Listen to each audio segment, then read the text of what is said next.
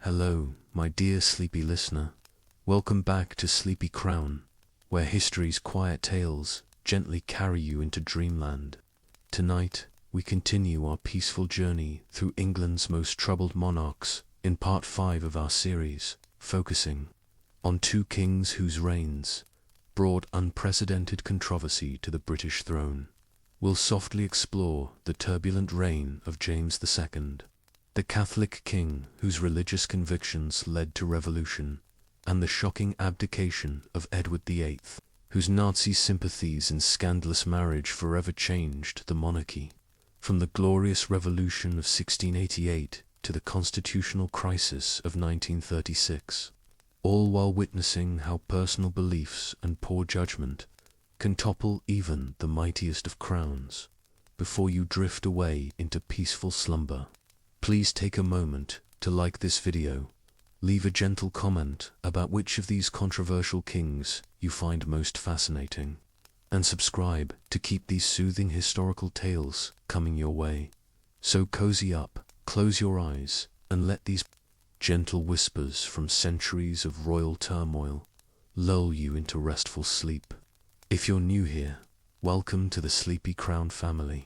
James, later known as King James II of England, Scotland and Ireland, entered this world on October 14, 1633, within the grand walls of St. James's Palace in London. His father, Charles I, had worn the crown of England, Scotland and Ireland since 1625, though by the time of young James's arrival, storm clouds were already gathering over the Stuart monarchy.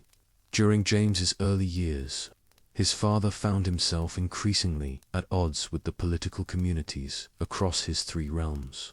Charles' rule grew more autocratic with each passing season, and his stubborn refusal to consult with Parliament on crucial matters created mounting tensions that would eventually reshape the very foundations of British governance.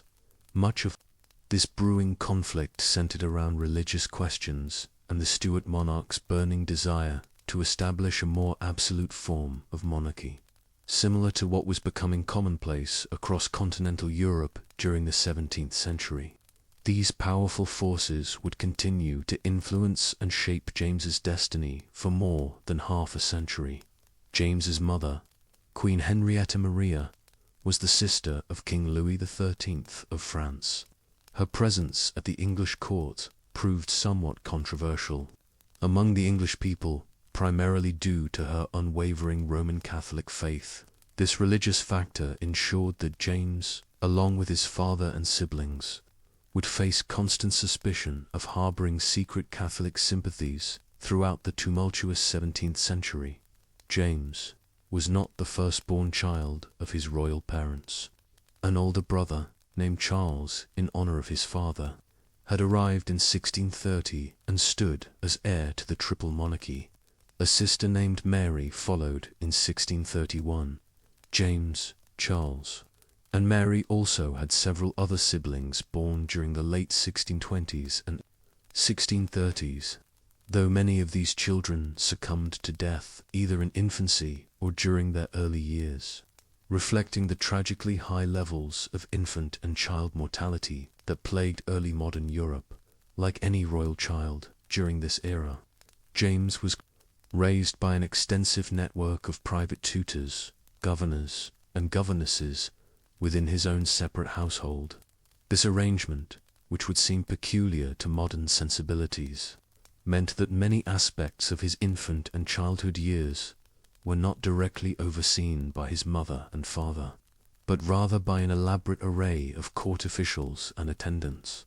In James's particular case, much of his upbringing was entrusted to William Seymour, the Marquis of Hertford, an arrangement that continued well into the early 1640s.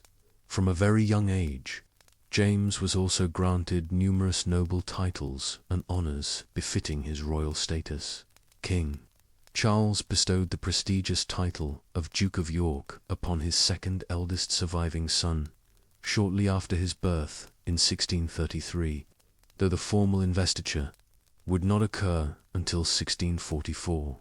This was indeed an auspicious title, having once been granted to the lineage of one of King Edward III of England's sons, whose descendants, known as the Yorkists, had significantly influenced the course of English history throughout the 15th century. James became intimately associated with the title of Duke of York throughout most of his life, and as we shall discover, this title would also impact the naming of one of the world's most important cities. Additionally, James was inducted into the Order of the Knights of the Garter in 1642, representing the highest chivalric honour in England, and was appointed Lord High Admiral in 1636. This latter position would prove significant in later years, though, obviously, the 3-year-old James did not exercise any substantial authority over the British Royal Navy immediately upon his appointment as its head. These matters of education and early honours aside, James's formative years were otherwise overshadowed by the rapidly declining political situation across his father's realms. Even at the time of James's birth, King Charles was already developing into an increasingly unpopular figure throughout England, Scotland, and Ireland. This growing animosity stemmed largely from his persistent unwillingness to convene parliaments in any of these countries, which prevented the political communities from expressing their grievances through proper channels. Additionally, the perception of Charles as an autocratic and heavy-handed ruler grew stronger, particularly due to his reviled desire to impose a state-centered form of moderate Protestantism. Charles's efforts to introduce such religious conservatism into England and Scotland during the late 1630s first led to outright confrontations between James's father and many of his subjects. This tension resulted in the Bishops' Wars in Scotland during the late 1630s and early 1640s, which in turn led to increasing conflict between Charles and the English Parliament in 1641. To further complicate matters, a rebellion erupted among the Catholics of Ireland in the autumn of 1641. Within a year of these events, Charles found himself at war with the parliamentarians in England, in conflicts variously known as the English Civil Wars in England and the Wars of the Three Kingdoms when extended to include Scotland and Ireland. These prolonged conflicts would continue for years, and would profoundly shape not only the reign of James's father, but also young James's life and that of his siblings for decades to come. When the First English Civil War erupted in 1642, James and his older brother Charles became focal points of political conflict as their father sought to use the pair to display continuing signs of royal control over various parts of the country. For instance, when their father abandoned London and left it under parliamentary control, James and Charles were brought north to join their father at a series of cities and towns where he established his alternative government. York was one such location, and as the titular Duke of York, much significance was placed on bringing James along, even though he was less than 10 years old, to join his father there in late 1642. Other roles assigned to the young prince were equally ceremonial in nature. James, for example, was sent as his father's representative to the governor of the town of Hull, Sir John Hotham, to inform him that Charles and his royalist supporters would soon be entering the port to dine there. This proved to be a pivotal moment in the growing conflict, as Hotham's refusal represented one of the most striking episodes in the eventual outbreak of outright hostilities between king and parliament. Charles effectively declared war on the parliamentarians just a few days following this incident. Consequently, James found himself being relocated to Oxford, a university town that became the royalist capital during the mid-1640s. James would spend the next 2 years there, with his education being advanced under new tutors such as Brian Dupin, the former Bishop of Salisbury.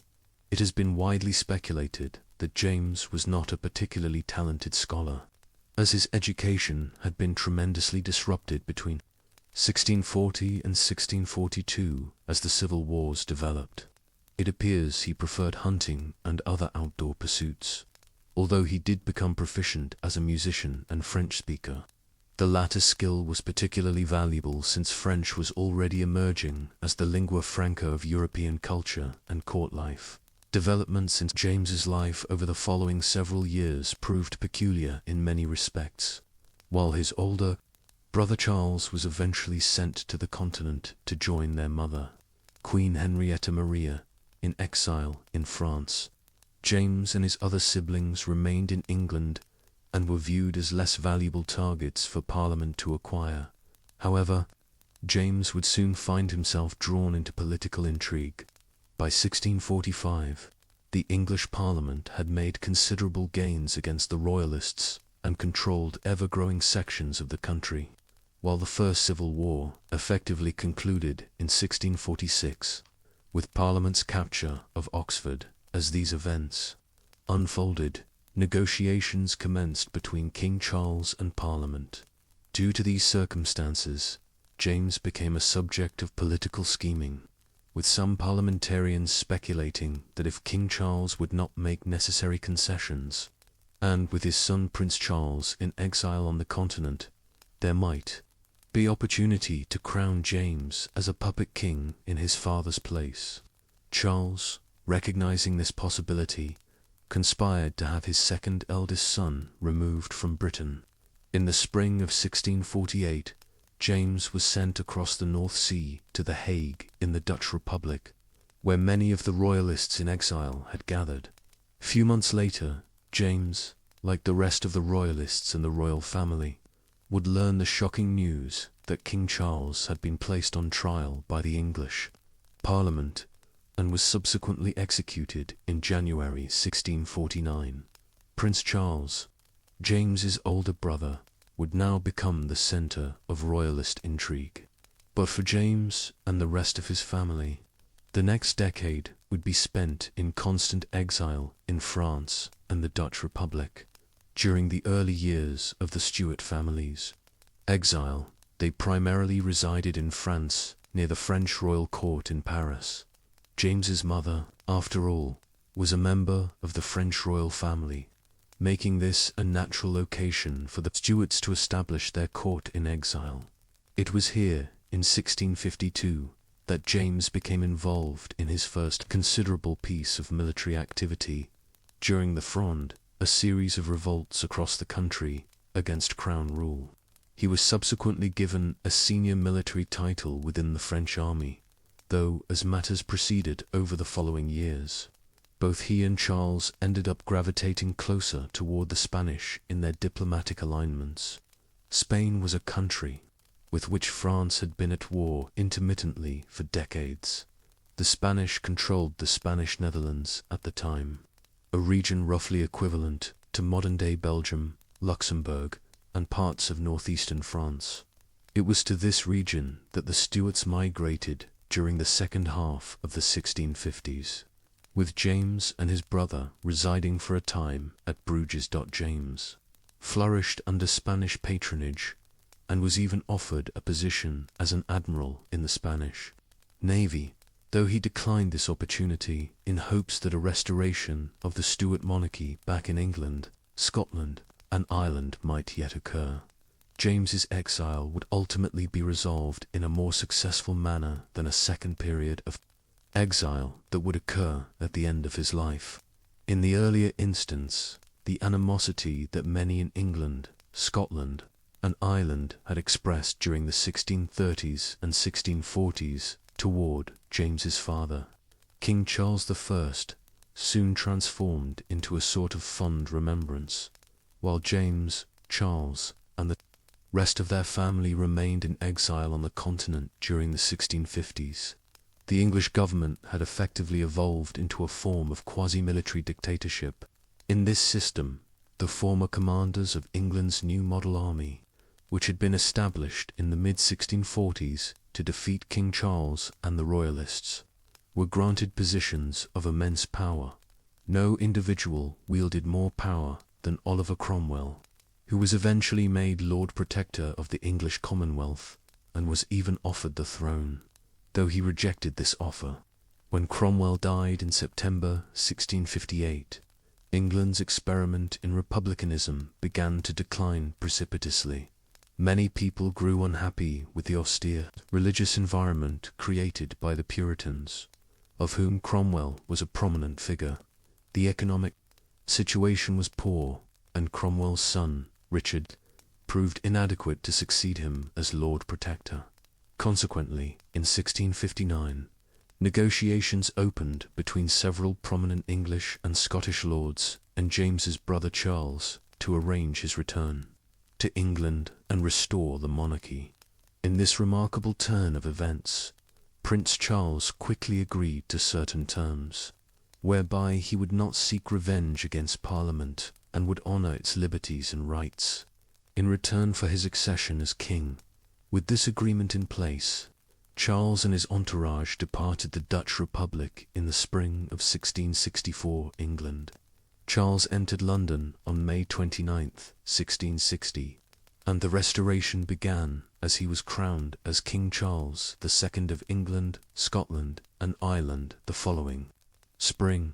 The Restoration was quickly followed by James's first marriage. This union was with Anne Hyde, daughter of Edward Hyde, the first Earl of Clarendon and King Charles II's chief minister for much of the 1660s. The Hydes had been steadfast supporters of the Stuarts throughout the 1640s and 1550s. Nevertheless, James's marriage to an in secret just a few months after the Restoration occurred, in September 1660, proved controversial, as James had not sought the full approval of his brother. It was effectively a shotgun wedding, as Anne was heavily pregnant by the time the marriage was legally declared. The marriage was also considered problematic because it suggested that the Hydes were obtaining too strong a position within the political sphere, with Anne's father serving as the most powerful minister of the day, while she was married to the king's brother. This situation was particularly concerning, because Charles did not have a legitimate male heir, although he had fathered many illegitimate children. As such, should Charles die prematurely, James would succeed him, followed by any children produced through his marriage to Anne. The lives of these children, however, proved tragically brief. A boy named Charles, after his uncle and grandfather, was born in late October 1660, just 6 weeks after James and Anne married, but he died of smallpox merely 6 months later. 7 additional children followed, but of these, only 2 survived. Beyond childhood and infancy, the rest succumbed to infant mortality, the bubonic plague, and other illnesses. The 2 survivors were Mary, born in 1662, and Anne, born in 1665. Both of these remarkable women would eventually live to rule as queens of England, Scotland, and Ireland. The Restoration era and court is typically characterized as a place and time of immense sexual and moral liberty compared to what preceded it, and the typical standards of the early modern era. This atmosphere was exemplified in the character of James's brother, the king, who fathered well over a dozen illegitimate children with numerous mistresses, and was an enthusiastic supporter of theatre, drinking, and other pleasurable pursuits. Despite his devout religious beliefs, James followed his brother's lead as a prominent libertine of the Restoration period. He maintained numerous mistresses, among whom Anne Carnegie, Countess of Southesk, was notable, as was Arabella Churchill, the sister of John Churchill, the future Duke of Marlborough. James's other major activity throughout much of the 1660s and 1670s was hunting, particularly fox hunting. He maintained an extensive series of kennels for his hounds and stables for his horses for this purpose. In short, it was somewhat of a frivolous lifestyle during the Restoration era for the future king. Yet in other ways, he demonstrated more modesty in his behavior than his older brother. James, for instance, was known for being generally opposed to gambling and rarely drinking to excess. Unlike Charles, Much of James's official activities during the 1660s concerned his role as Lord High Admiral of England and the titular head of the Royal Navy during a period when Britain's empire was beginning to expand significantly. These responsibilities ensured that when England or Britain went to war, James was responsible for overseeing naval affairs.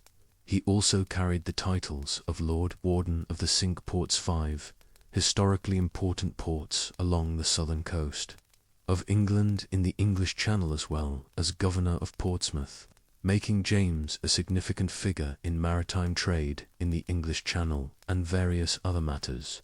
Though he had held these offices since his father's reign, it was only during the 1660s that he began to exercise them meaningfully. Much of this focus centered on England's major war with the Dutch Republic during the mid-1660s, known as the Second Anglo-Dutch War. This conflict was fought at a time when England and the Dutch were major rivals for dominance over vast amounts of European and Atlantic trade. As head of the Royal Navy, James was responsible for managing many of the naval engagements. Though he earned criticism for the Dutch raid on the Medway when English ships were attacked while anchored in southern England. Following this incident, he initiated a program of reforms to construct a series of fortifications along the coast of southern England to prevent such future attacks. The Second Anglo-Dutch War concluded in something of a stalemate, which could even be considered a Dutch victory, but in one important area, the English emerged victorious. During the first half of the 17th century, various European states had begun colonizing different parts of the North American seaboard. The French, for instance, had established themselves in the Quebec region by the 1610s, while England had settled its first colonies in Virginia and New England between 1607 and 1620. The Dutch were also involved, founding a successful trading and fur-trapping colony along the shores of the Hudson River, notably at the southern point of Manhattan Island. This settlement, which they called New Amsterdam, served as the capital of New Holland. This was a prosperous Dutch town bounded on the north by a wall that ran along what is now Wall Street, from which the famous business district takes its name. However, despite the success of the Dutch colony, they could not prevent the English from seizing New Amsterdam and New Holland during the Second Anglo-Dutch War. The Dutch relinquished these territories permanently to the English following the war. James had been granted proprietorial ownership of the region between the Delaware and Connecticut rivers by his brother in 1664, making him the overseer of the former Dutch possessions. It was in this capacity that New Amsterdam and New Holland were renamed New York, in honor of James and his title as Duke of York within the English peerage. James also left a legacy over North America's colonization in other, less admirable ways. During the early 1670s, the Royal Africa Company, which held a crown charter to trade with Western Africa and engage in the increasingly profitable and widespread slave trade, received a new charter from King Charles II. James became the new governor of the company, meaning that when its board members convened in London to discuss this early modern corporation's business affairs, they reported to the king's brother, making him effectively the CEO of the Royal Africa Company. Such was the centrality of his position to the growing English transatlantic slave trade, that when slaves were purchased in Western Africa for transport across the Atlantic to the English sugar colonies in the Caribbean or the cotton and tobacco colonies in Virginia and the Carolinas, they were typically branded with the letters DY for the Duke of York. This represented a significant period in English involvement in the slave trade, as the numbers being trafficked across the Atlantic increased dramatically, and the slave laws in places like Virginia and North Carolina became much more oppressive. Previously, slaves had retained some minimal rights upon arrival in America, but these began to be systematically reduced during the second half of the 17th century. James, as head of the Royal Africa Company, was deeply implicated in this deplorable activity, despite James's reprehensible role in the activities of the Royal Africa Company. There are some redeeming aspects to his personality and life during this period. An excellent example was his role during the emergency created by the Great Fire of London. The fire began on the night of September 2nd, 1666, in a baker's shop on Pudding Lane in the city. London had endured a very difficult period in the preceding years, most notably due to the last major outbreak of bubonic plague across England in 1665, a pandemic that hit London hardest, killing tens of thousands of people there. As a result, the fire broke out when the city was particularly vulnerable. Heavy winds and inaction on the part of the city mayor, Sir Thomas Bloodworth, caused it to spread rapidly, and by September 3rd, large portions of the city were engulfed in flames. During the hours and days that followed, the king and his brother played significant personal roles in fighting the fire. The pair surveyed the scene from a barge in the middle of the River Thames on the 3rd and ordered the destruction of 300 homes to create a firebreak in an attempt to prevent further spread. Subsequently, Charles placed James directly in charge of the firefighting efforts. In the hours and days that followed, Londoners witnessed James in many locations, often overseeing the establishment of pumps and chains of water buckets to try to control the fire's spread, although early modern firefighting methods could not prevent the fire from destroying much of the old city, including St. Paul's Cathedral. This was due mainly to the wind and lack of rain. James's active role in these efforts did much to endear him to Londoners for years to come. Something that would not endear James to his future subjects was his decision around 1668 or 1669, the exact date remains unclear, to convert to Roman Catholicism. His religious views had always been somewhat ambiguous. Although raised within the Church of England, his Anglicanism was always tempered by the Roman Catholicism of his mother and his exposure to Catholic influences, while spending much of his formative late teenage years in France and the Catholic Spanish Netherlands. To compound matters, his first wife, Anne Hyde, was also drawn toward Catholicism, contributing to the Duke of York's conversion in the late 1660s. He did not immediately make this conversion known publicly, as much of his father's troubles in the late 1630s and 1640s had stemmed from suspicion that Charles I was a crypto-Catholic. Any public conversion by a member of the royal family would have been a matter of severe public discord. However, eventually, in the mid-1670s, he would have to make his religious affiliation more publicly known, notably in 1673 when James refused to take the oath of supremacy, an anti-Catholic oath designed to swear one's allegiance to the Protestant Church of England according to the tenets of the recently introduced Test Act, as we shall see. This growing public awareness of his Roman Catholicism led to increasing problems for James in the years that followed. James's decision to convert to Roman Catholicism and to make his religious stance publicly known some years later must be viewed within the context of early modern England's history, roughly the period from 1500 to 1800. This was an era when religion remained almost inseparable from politics and caused great tensions across countries like England, a fact that had been made abundantly clear during James's father's reign in the 1630s and 1640s. Like all of Western Europe, England had been a Roman Catholic country until the early 16th century.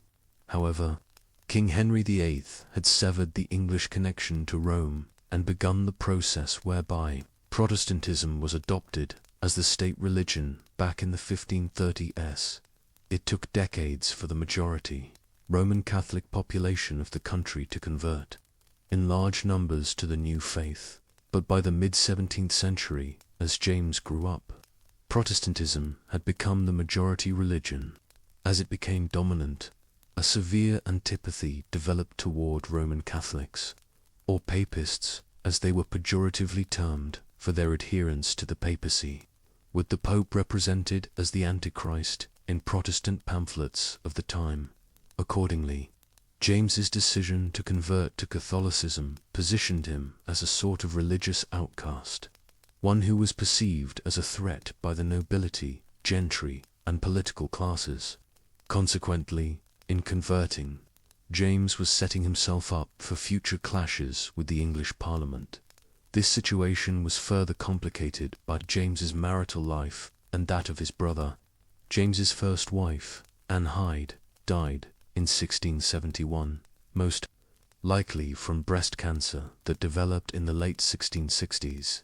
In addition to complications from a series of difficult pregnancies, when she died, it was soon revealed that she had received Catholic rites on her deathbed. Then, within just 2 years, James was preparing to marry Mary of Modena, a member of a prominent North Italian aristocratic line known for their Roman Catholicism. Accordingly, there could be little doubt about James's inclination toward Roman Catholicism by the mid-1670s, even though his public conversion did not occur for some time. To compound the increasing rumors that James had secretly converted, there was also a growing awareness by the 1670s that Charles's marriage to Queen Catherine of Braganza was not going to result in legitimate children. Thus, while Charles had many illegitimate children fathered through his relationships with over half a dozen mistresses, none could succeed him, and there was an increasing likelihood that James would one day become King of England, Ireland, and Scotland if his brother did not produce a legitimate heir. These matters became even more problematic during the 1670s due to several different political controversies. One of these was the Treaty of Dover, which Charles negotiated in secret with King Louis XIV of France in 1670. Through this treaty, he agreed to convert to Roman Catholicism at some future date in return for a large annual pension from the French monarch, although Charles never actually converted in this manner to satisfy the French king. The treaty became highly controversial when details were revealed some years later. Then, to further complicate matters, in the late 1670s, a number of conspirators, led by an English priest named Titus Oates, invented an alleged conspiracy whereby a group of Roman Catholics had supposedly plotted to kill King Charles II. Although the details are now widely believed to have been entirely fictitious, this did not prevent hysteria from gripping Parliament and the wider nation in the months that followed. The Popish plot, as it became known, saw concerns about James's religion and his possible succession to the throne reach crisis point. All of this culminated in one of the most challenging events of James's entire life, the Exclusion Crisis. Already in 1677, there had been growing calls for a change in the order of succession should Charles die without a legitimate heir. Much of this focus centered on the marriage that year of James's oldest daughter, Mary, to the Stadtholder of Holland, William of Orange. As the House of Orange were steadfast Protestants, there was a growing belief among some ardent English and Scottish Protestants that to ensure a Protestant succession, James should be excluded and the crowns should pass to William and Mary or any Protestant children they might have whenever Charles died. The idea gained momentum as the Popish plot developed, and by 1679, James was facing a bill in Parliament that sought to exclude him from the succession on the grounds of his Roman Catholicism. The Exclusion Crisis would become one of the most significant episodes in his own life and the political life of England in the second half of the 17th century. The Exclusion Crisis reached its peak in 1679 as Parliament sought to exclude the Duke of York from the succession. This led to a wide range of political maneuvers.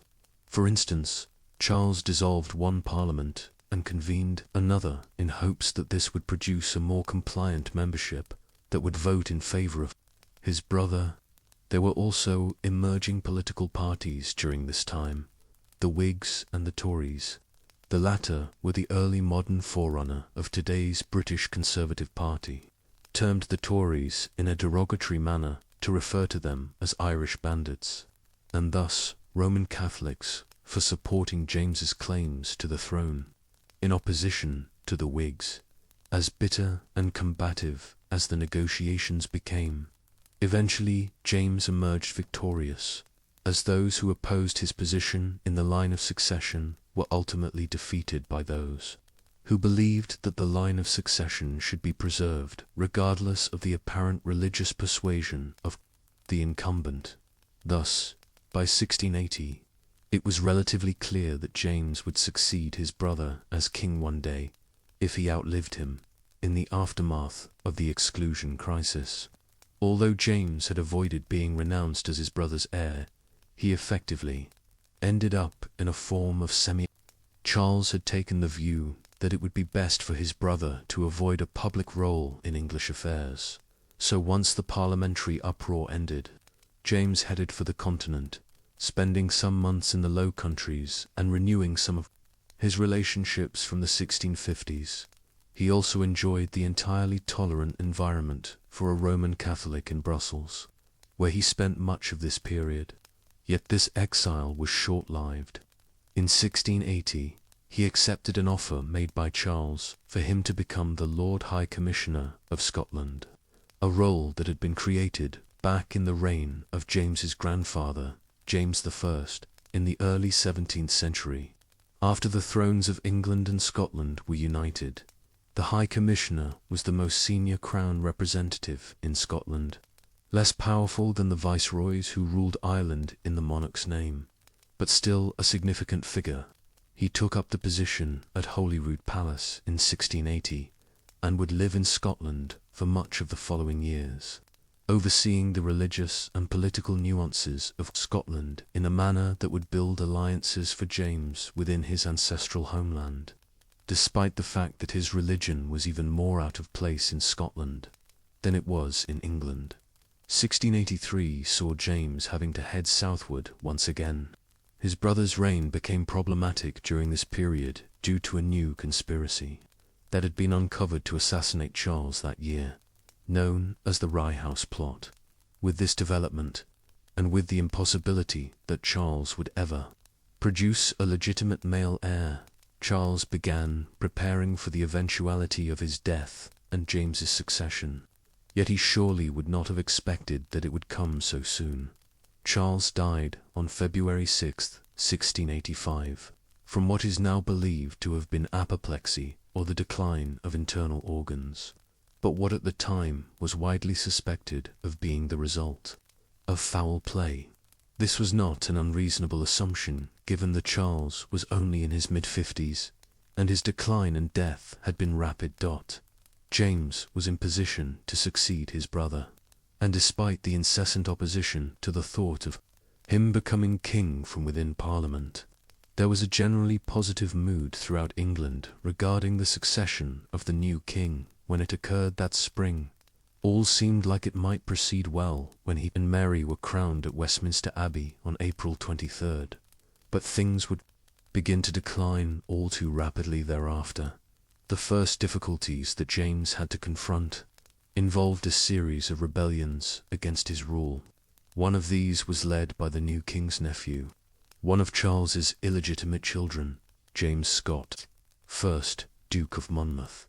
This rebellion was initiated in southern England by Scott within weeks of James's accession, as Charles's illegitimate child sought to claim a position of authority in England by capitalizing on the perceived unpopularity of the new monarch and his religion.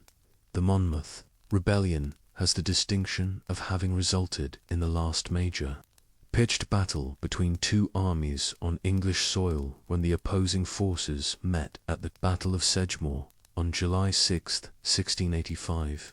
It was a triumph for the crown, and Monmouth was subsequently captured in Hampshire 2 days later and executed a week later on charges of treason. By that time, the crown had also suppressed a second revolt, this one led by Archibald Campbell, 9th Earl of Argyll in Scotland. Argyle had coordinated with Monmouth in the hope that by launching dual rebellions in England and Scotland, they would be able to divide James's resources and attention. However, Argyle's efforts ultimately proved quite futile, and after raising his standard in Scotland, his cause generated little support among a populace that had favoured James after his time as High Commissioner there in the early 1680s. Campbell was apprehended and executed on June 30th, 1685, seemingly bringing to an end this early opposition to James's rule, but more opposition would soon follow. The later opposition to James emerged almost entirely due to the policies he pursued as king from 1685 onwards. It was not simply the case that James was a Roman Catholic. Had he been so and left the religious landscape of his kingdoms undisturbed, he may have been able to successfully rule as King of England, Scotland, and Ireland. But James was determined that he would impose his religion on his realms and seek to promote fellow Catholics over Protestants, Puritans, and Presbyterians, the religious groups that had come to dominate much of England and Scotland by the late 17th century. The most glaring indication of this came in his desire to reduce or entirely eliminate the so-called penal laws, a series of different pieces of legislation that existed in England, Scotland, and Ireland designed to prevent Roman Catholics and people of other marginalized religious backgrounds from acquiring state offices. Some of these were minor pieces of legislation, but others included blocking individuals from becoming judges in countries like England and Ireland unless they swore the oath of supremacy, which acknowledged the king as the head of the churches of England and Ireland or the Scottish Kirk over the Pope in Rome. This effectively prohibited large numbers of Catholics from attaining high political, judicial, or administrative offices unless they renounced their religious beliefs. In moving to reduce these laws, James was effectively announcing that he was going to overhaul the religious landscape of his dominions and place Catholics back in significant positions of authority.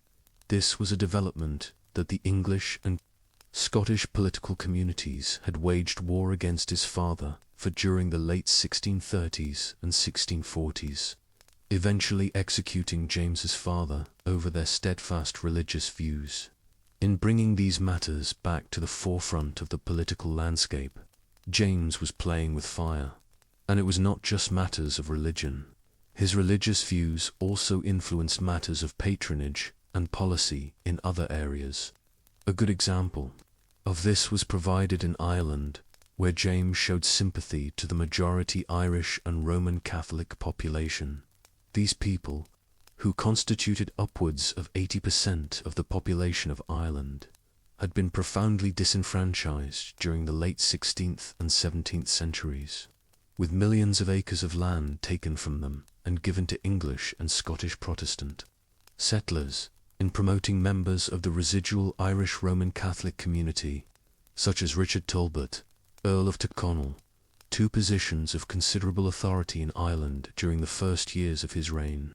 James was effectively indicating that he would be willing to overhaul the land settlement in Ireland for religious and denominational reasons. Closer to home in England, he also allowed a papal nuncio appointed by the Pope to take up residence in England for the first time in over a century and a half since King Henry VIII split with Rome.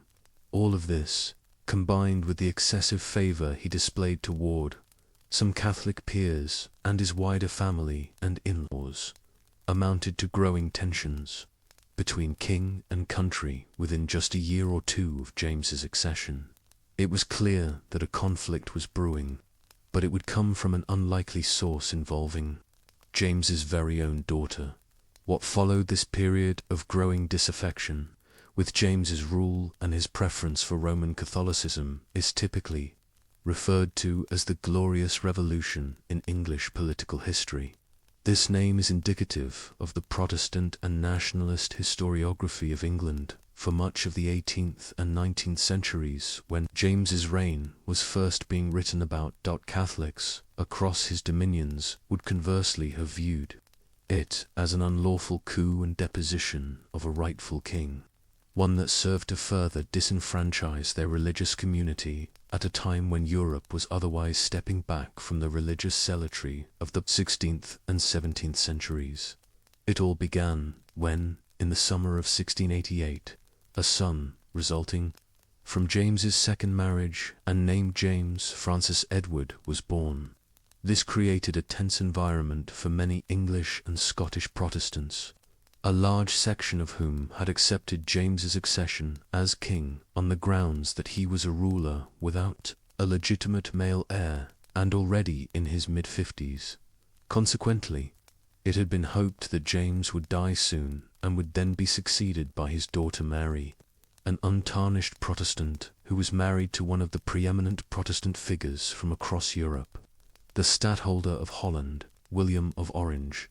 William was a scion of a family that had led the Dutch estates in revolt against Spanish Catholic oppression of their country all the way back in the 1560s.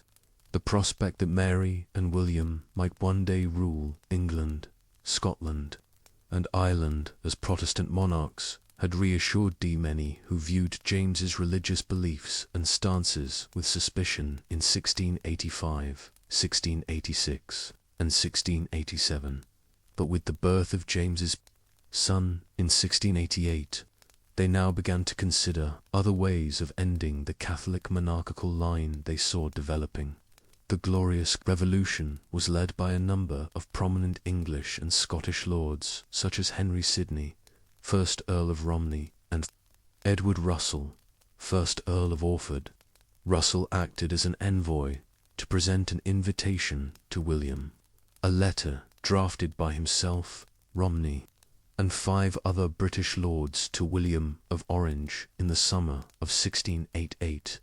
In this document, they presented a clear set of ideas about how William and the wider Dutch Republic, with several Protestant allies from across Europe, could intervene in Britain to depose James and claim his throne through his marriage to Mary Stuart.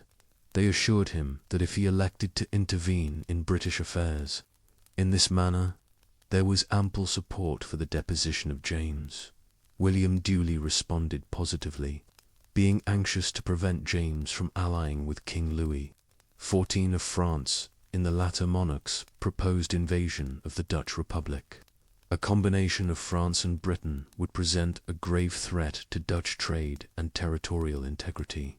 Thus, on November 5, 1688, William of Orange landed with an army of some 20,000 men in Devonshire in the English West Country. He then began marching on London, gathering supporters as he progressed. Conversely, it soon became apparent to James that he had very few supporters to bolster his cause, and as the Dutch advanced on the English capital, he and his family prepared to flee the country.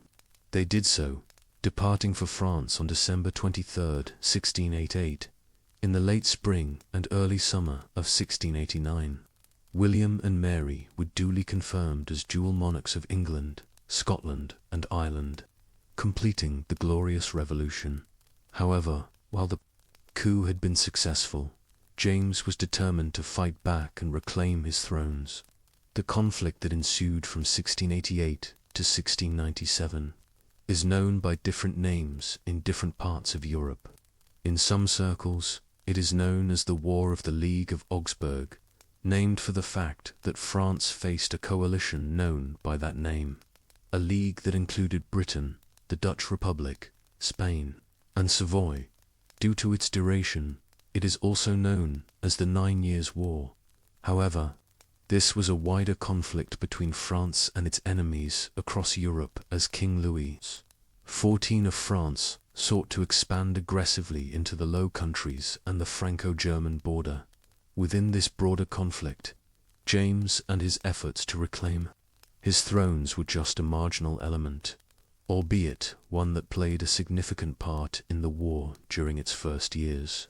Most of this would occur in Ireland, where James had significant support among the predominantly Roman Catholic population and where large parts of the country declared in his favor in opposition to William and Mary during 1689. The main part of the war to restore James and depose William would play out here between 1689 and 1691.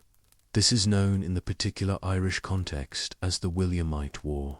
To distinguish it from the wider War of the League of Augsburg, the Williamite War began in Ireland in the spring of 1689 as numerous prominent Irish lords and political figures declared support for the exiled James and their opposition to the crowning of William and Mary.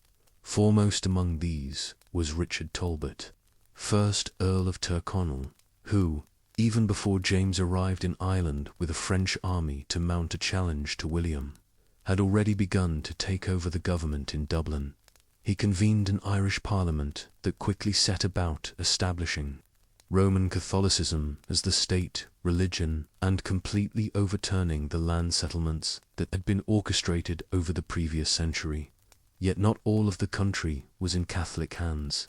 Large portions of the island resisted the Irish Catholics and the Franco-British force under James when he did arrive in the late spring of 1689.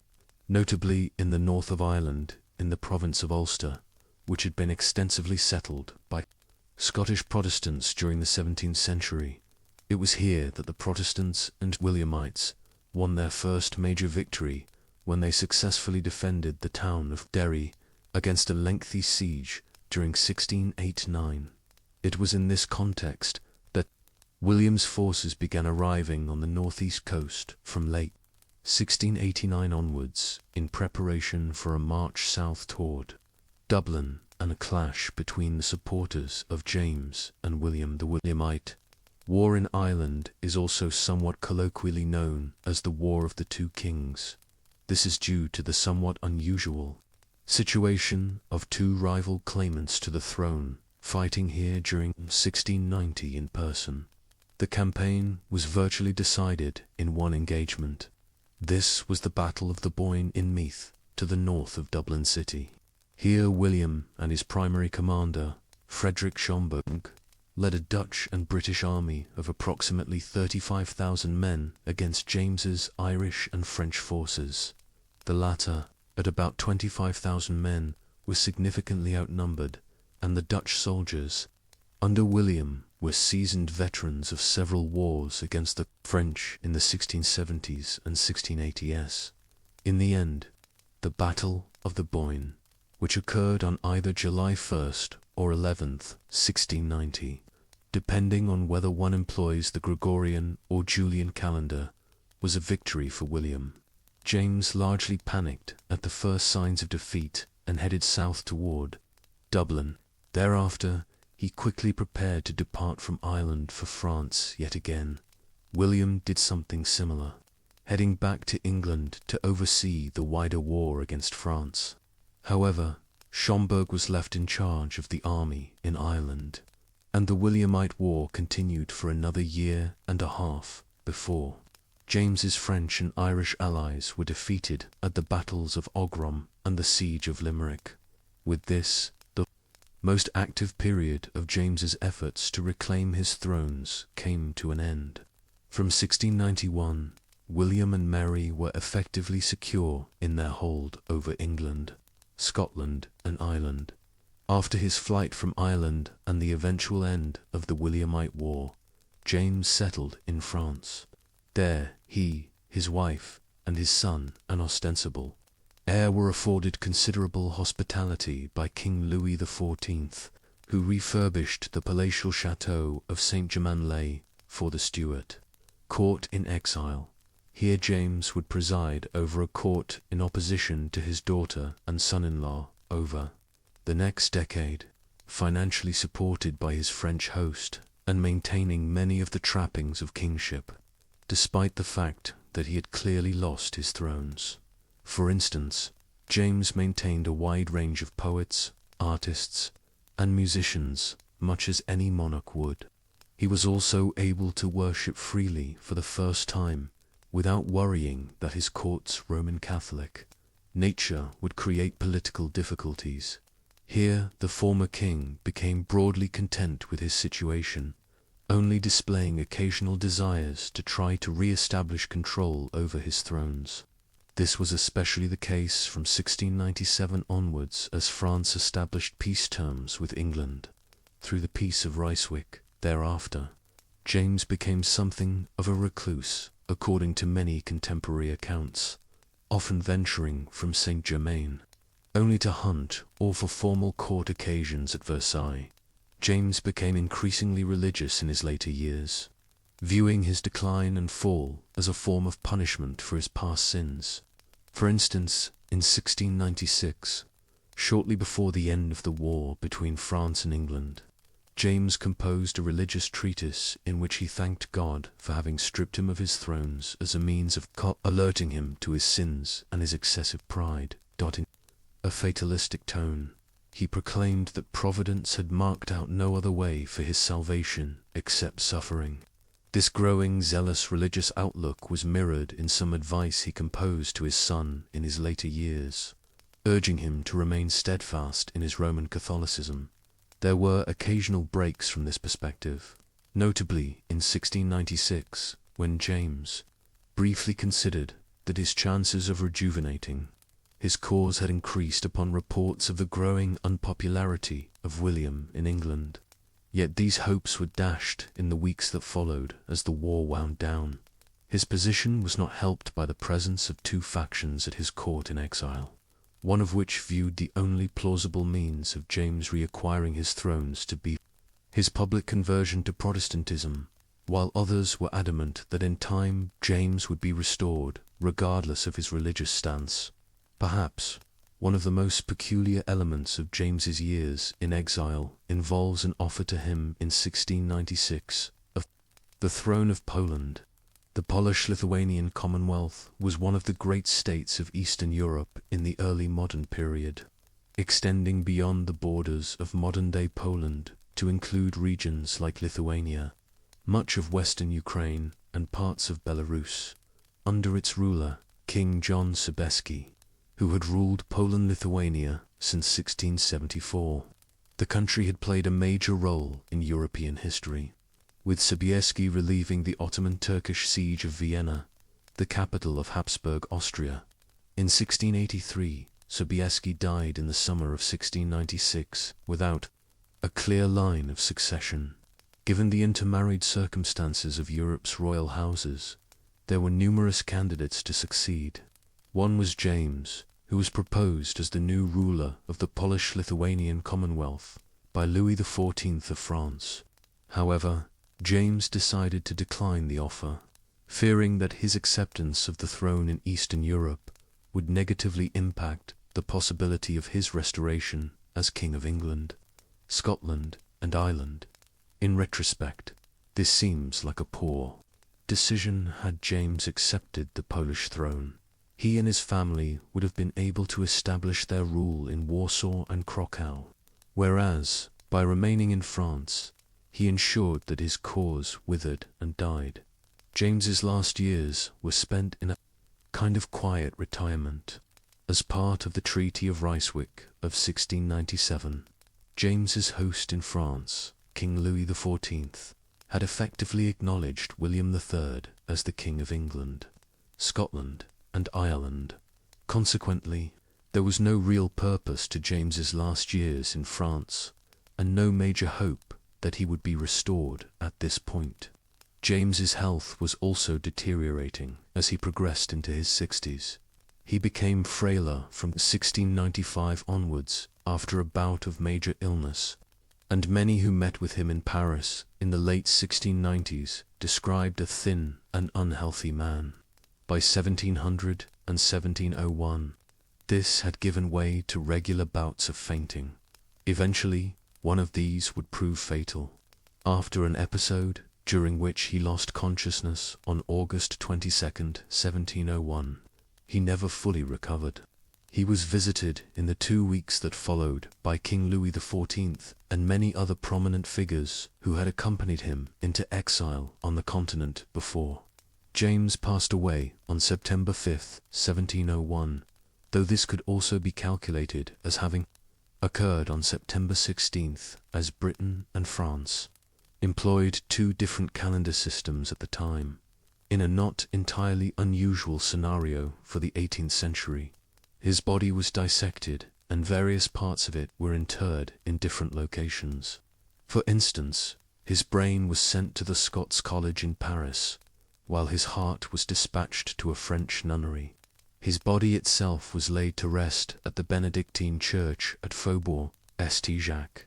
It was widely hoped by many that his remains would be reinterred in later years at Westminster Abbey in England alongside so many of his predecessors as kings and queens of England. But this would not be achieved. James's body was instead dug up and displayed at the time of the French Revolution 90 years later, and his corpse was desecrated due to his associations with the French monarchy. James's death did not bring about the end of efforts to restore his line to the thrones of England, Scotland, and Ireland. His cause was continued by his son and grandson well into the 18th century, a movement known as Jacobitism, after the Latin word for James. Jacobus pressure was maintained by James's son and political heir, James Francis Edward Stuart, who, like his father, was a Roman Catholic throughout the 1700s and early 1710s. This garnered little new support once James II's other daughter, Anne, succeeded William III as Queen of England, Scotland, and Ireland in 1702. But when she died in 1714, without an heir, bringing the line of Protestant Stuarts to an end, the succession passed to a new royal line, a German family known as the House of Hanover, who were descended on one side from James II's grandfather, King James I, who had ruled Britain and Ireland between 1603 and 1625. Thus, in 1714, the Hanoverian succession occurred, and a German became King of England, Ireland, and Scotland as King George I. This was unacceptable to many in England and Scotland, and in 1715, James Francis landed in Scotland to lead a rebellion that garnered considerable support there. This rebellion, though proved short-lived, and James Francis returned to the continent, dying in Rome in 1766. He lived long enough to see his own son, Charles Edward Stuart, known to posterity as Bonnie Prince Charlie, lead a French-backed rebellion in 1745 when he too landed in Scotland and was backed by many Jacobite supporters. Charlie met with much greater success than his father had in 1715, winning numerous battles in Scotland, but ultimately his efforts to wrest control of Scotland from the Hanoverians were defeated in the spring of 1746. Charlie fled to the continent, and the Jacobite cause gradually died out during the second half of the 18th century. Edward VIII, the traitor King Edward, later known as King Edward VIII of the United Kingdom and Emperor of India, was born on June 23, 1894, at White Lodge, Richmond Park in Surrey, England. His father was George, the eldest son of Edward, Prince of Wales, the son and heir of Queen Victoria of Britain. As Victoria was well into her mid-70s by the time young Edward was born in 1894, it was clear that her son, the future Edward Prince of Wales, and Edward's grandfather, would soon succeed her. That would place the young Edward as second in line to the throne when it occurred, which it soon did when Victoria died in January 1901. Young Edward's mother was Mary of Teck, the daughter of the Duke of Teck, a senior German nobleman. Between them, George and Mary had 6 children, 5 boys and 1 girl. Edward was the eldest, but nearly as consequential as the years went by was the next eldest child, a boy named Albert after his great-grandfather, Victoria's long-deceased husband, over whose death she had never fully recovered. Edward's full name was Edward Albert Christian George Andrew Patrick David, and during his youth he was always referred to within the family as David. Edward was raised from his very youngest years as a future king. He would no doubt not ascend to the throne for several decades, but accidental deaths and illnesses had created a situation where a person in line to the throne, in the way Edward was, could sometimes ascend at a very young age. His parents were aloof and somewhat stern in their parenting methods, but it was not a wholly unhappy household, though Edward grew to become wary of his father's angry outbursts about relatively unimportant issues. He later stated in his memoirs that he felt unloved, and his childhood experiences seemed to have instilled in him a desire to avoid having children in later life, which he never would. More broadly, Edward became known for having an easy charm in his younger years, which allowed him to mix freely with members of different classes, though his intellect was hardly extraordinary. In these younger years, he and his siblings were largely educated at home, at York Cottage, at Sandringham, and at Frogmore near Windsor Castle. As he entered his teenage years, Prince Edward was sent to the Naval College at Osborne on the Isle of Wight. From there, he progressed through to the Royal Naval College and then on to serve on HMS Britannia. This was a virtually identical training to that which his father had undertaken in his younger years, and which indeed has remained a staple of royal princes ever since. Despite being an heir to the throne, Edward was not overly protected and experienced some bullying in his youth in the Navy. Otherwise, his upbringing was somewhat limited. He was not trained to develop his mind or become a significant scholar in the same way that his forebears in the 17th or 18th centuries might have been. As a result, he grew up with an intellectually limited worldview. This limited intellectual development was all the more concerning when in May 1910, with the death of his grandfather, his father became king, and so Edward became heir to the throne at the age of 15. According to tradition, he was soon given the title of Prince of Wales, and despite still being a teenager, was quickly drawn into public life. The occasional appearances at public events were interspersed throughout the early 1910s with studies at the University of Oxford, which his father had decided Edward should attend. However, Edward proved an indifferent student, and when turmoil struck Europe toward the end of his time there, he was glad of the distraction. In the summer of 1914, war descended across Europe. It had been brewing for decades, as the rise of a united Germany in the 1870s had destabilized the balance of power in Central Europe and created a major rival to Britain. Other issues, such as rivalry for colonial possessions in Africa and fervent nationalist sentiment in the Balkans, where the Empire of Austria-Hungary and the Russian Empire were rivals to secure control over the collapsing Ottoman Empire, had compounded matters. In the end, it was a regional crisis here in the summer of 1914. The assassination of the heir to the Austro-Hungarian Empire, Archduke Franz Ferdinand, by a Serb nationalist, which lit the match that ignited the war. In the final days of July and the first week of August, Britain, France, and Russia went to war with Germany and the Austro-Hungarian Empire. The major front for the British, for the duration of what soon became known as the First World War, was in northern France, where the British and French were soon bogged down in attritional trench warfare with the Germans.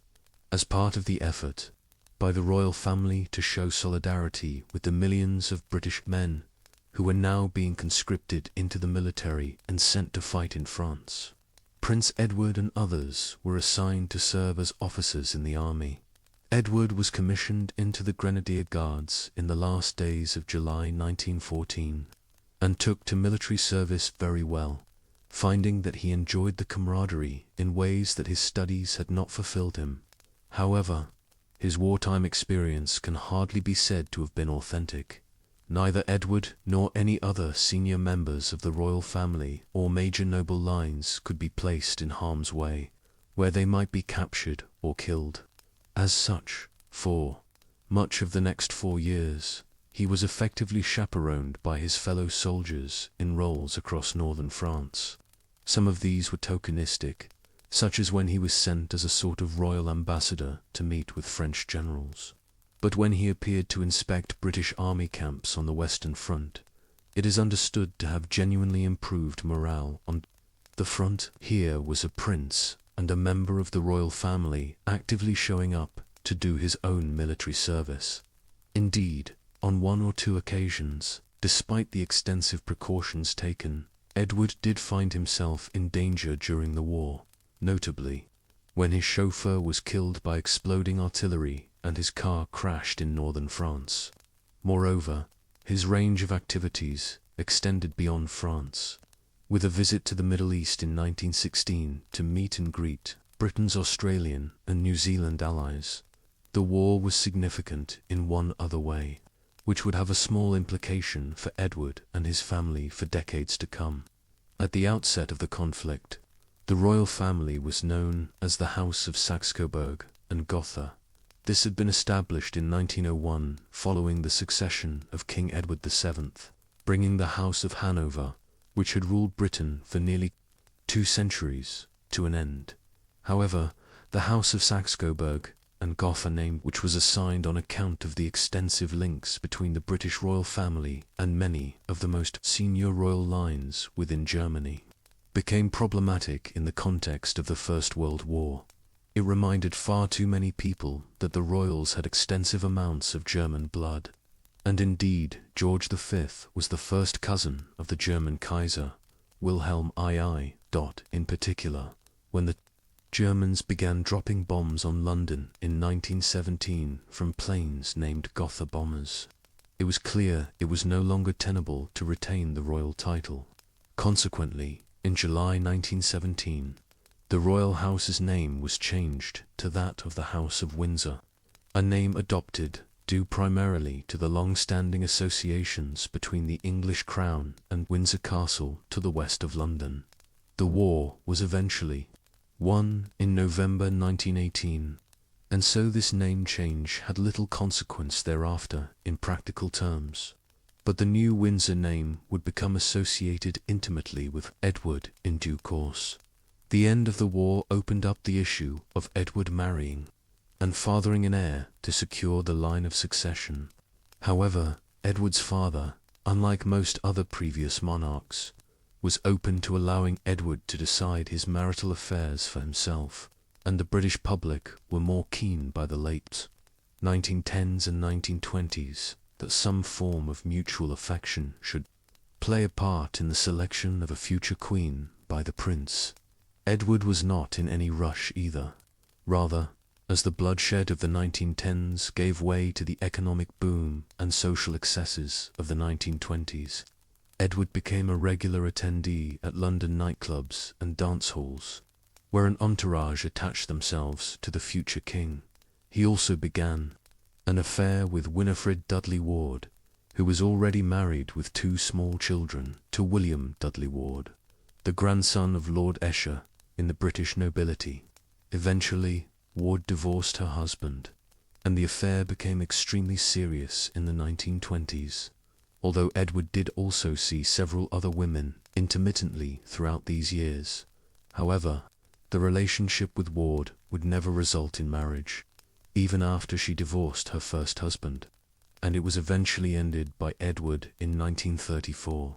This penchant for the high life and Edward's complicated love life had created concerns within the government and among the royals themselves during the 1920s.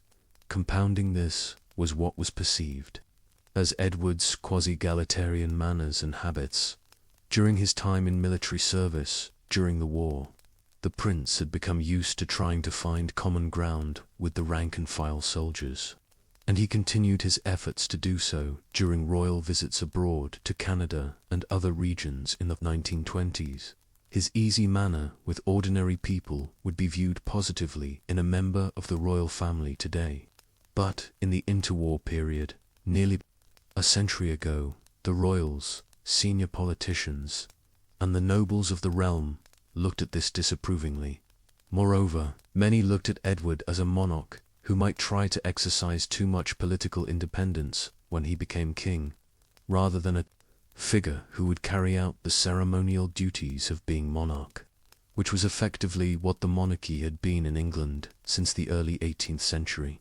Thus, already by the late 1920s, there was growing concern about the prince's behavior and attitudes within senior political circles, ones that were no doubt expressed in private when King George developed a serious illness that lasted for several months.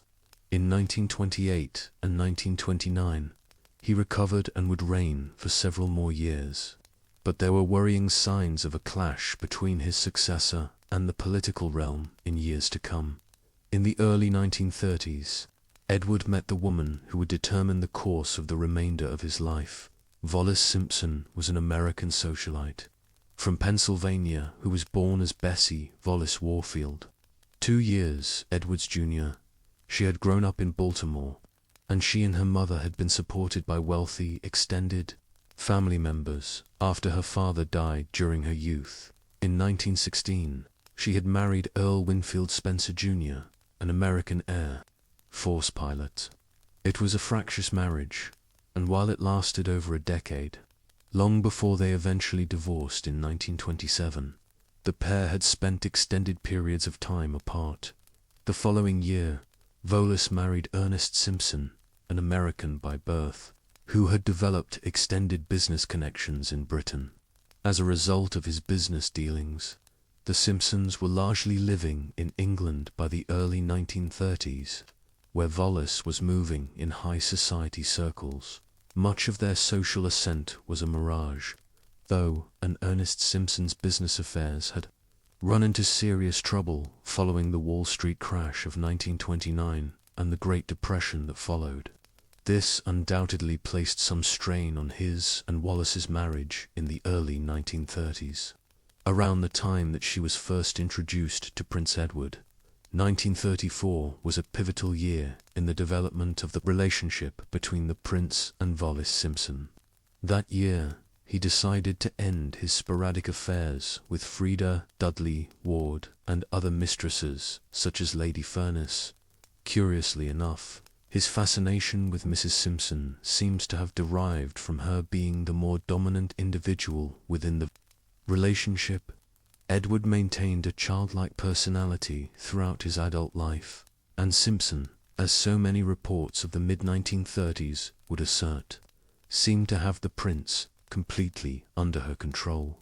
For his part, Edward was clearly infatuated by her, and it seems evident that by 1934 or 1935, he had determined to marry her and for Simpson to become queen consort one day. There were early signs that this would not prove possible, though when Edward introduced his American lover to his father and mother, they were not impressed, and indeed, there were even special branch police assigned to monitor the couple's movements from 1935 onwards. There were 2 major issues at hand, the first being the fact that Simpson was a divorcee, and on religious and moral grounds, it would be disapproved of for the future King of England to marry such a woman and for her to become queen. Simpson's American background and reports that she had excessive influence over Edward were also paramount in the minds of worried observers in the mid-1930s. The question of who would become queen consort became a pressing one before too long. On January 20th, 1936, at 70 years of age, King George V died, and Edward was proclaimed as King Edward VIII the following day. At first, there were positive signs. George V had been an ill man for many years, and his chronic respiratory problems had often diminished his ability to serve as monarch. Moreover, he was perceived in the public eye as an antiquated figure, one who belonged more to the world of the late 19th century than the new emerging world of the interwar period. This public enthusiasm for a new monarch after a long reign was not an entirely unusual feature of British political life, but in Edward's case, it would prove unfounded. The new king seems to have given almost no thought to how he would reign when he succeeded his father. Nevertheless, It quickly became clear that Edward was the polar opposite of his father in that he had very little interest in the actual affairs of state. Ministers would present him with documents and state papers, which he would give almost no attention to. Rather, he seemed to be content to carry on his life much as he had before, including maintaining an active social schedule in London. Within weeks, many at Westminster and elsewhere were troubled by what they saw. Edward's distracted nature was all the more worrying because when George V died, it was a moment of some considerable difficulty in world politics. The legacy of the First World War was immense. In Eastern Europe, the Russian Revolution had broken out in 1917 and resulted, after many years of civil war, in the emergence of the Soviet Union as a major world power, one that was ideologically opposed to nations like Britain in the Far East. The Empire of Japan was ascendant as the dominant power there, and several years earlier, in 1931, had begun aggressively expanding on the Asian mainland by conquering the Chinese province of Manchuria.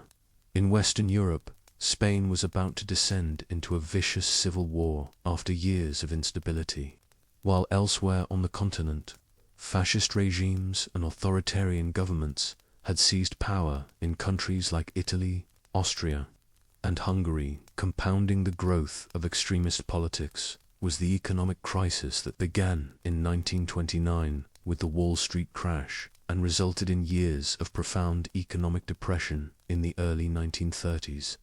In this landscape, Britain was a bastion of relative stability. Edward's job as king would be to try to maintain this and Britain's empire in India and Africa. However, of all the problems confronting Europe, none was as great as that posed by Germany. The country had been left demoralized and destabilized by the terms of the Treaty of Versailles, which had been imposed on the country by Britain and France in 1919.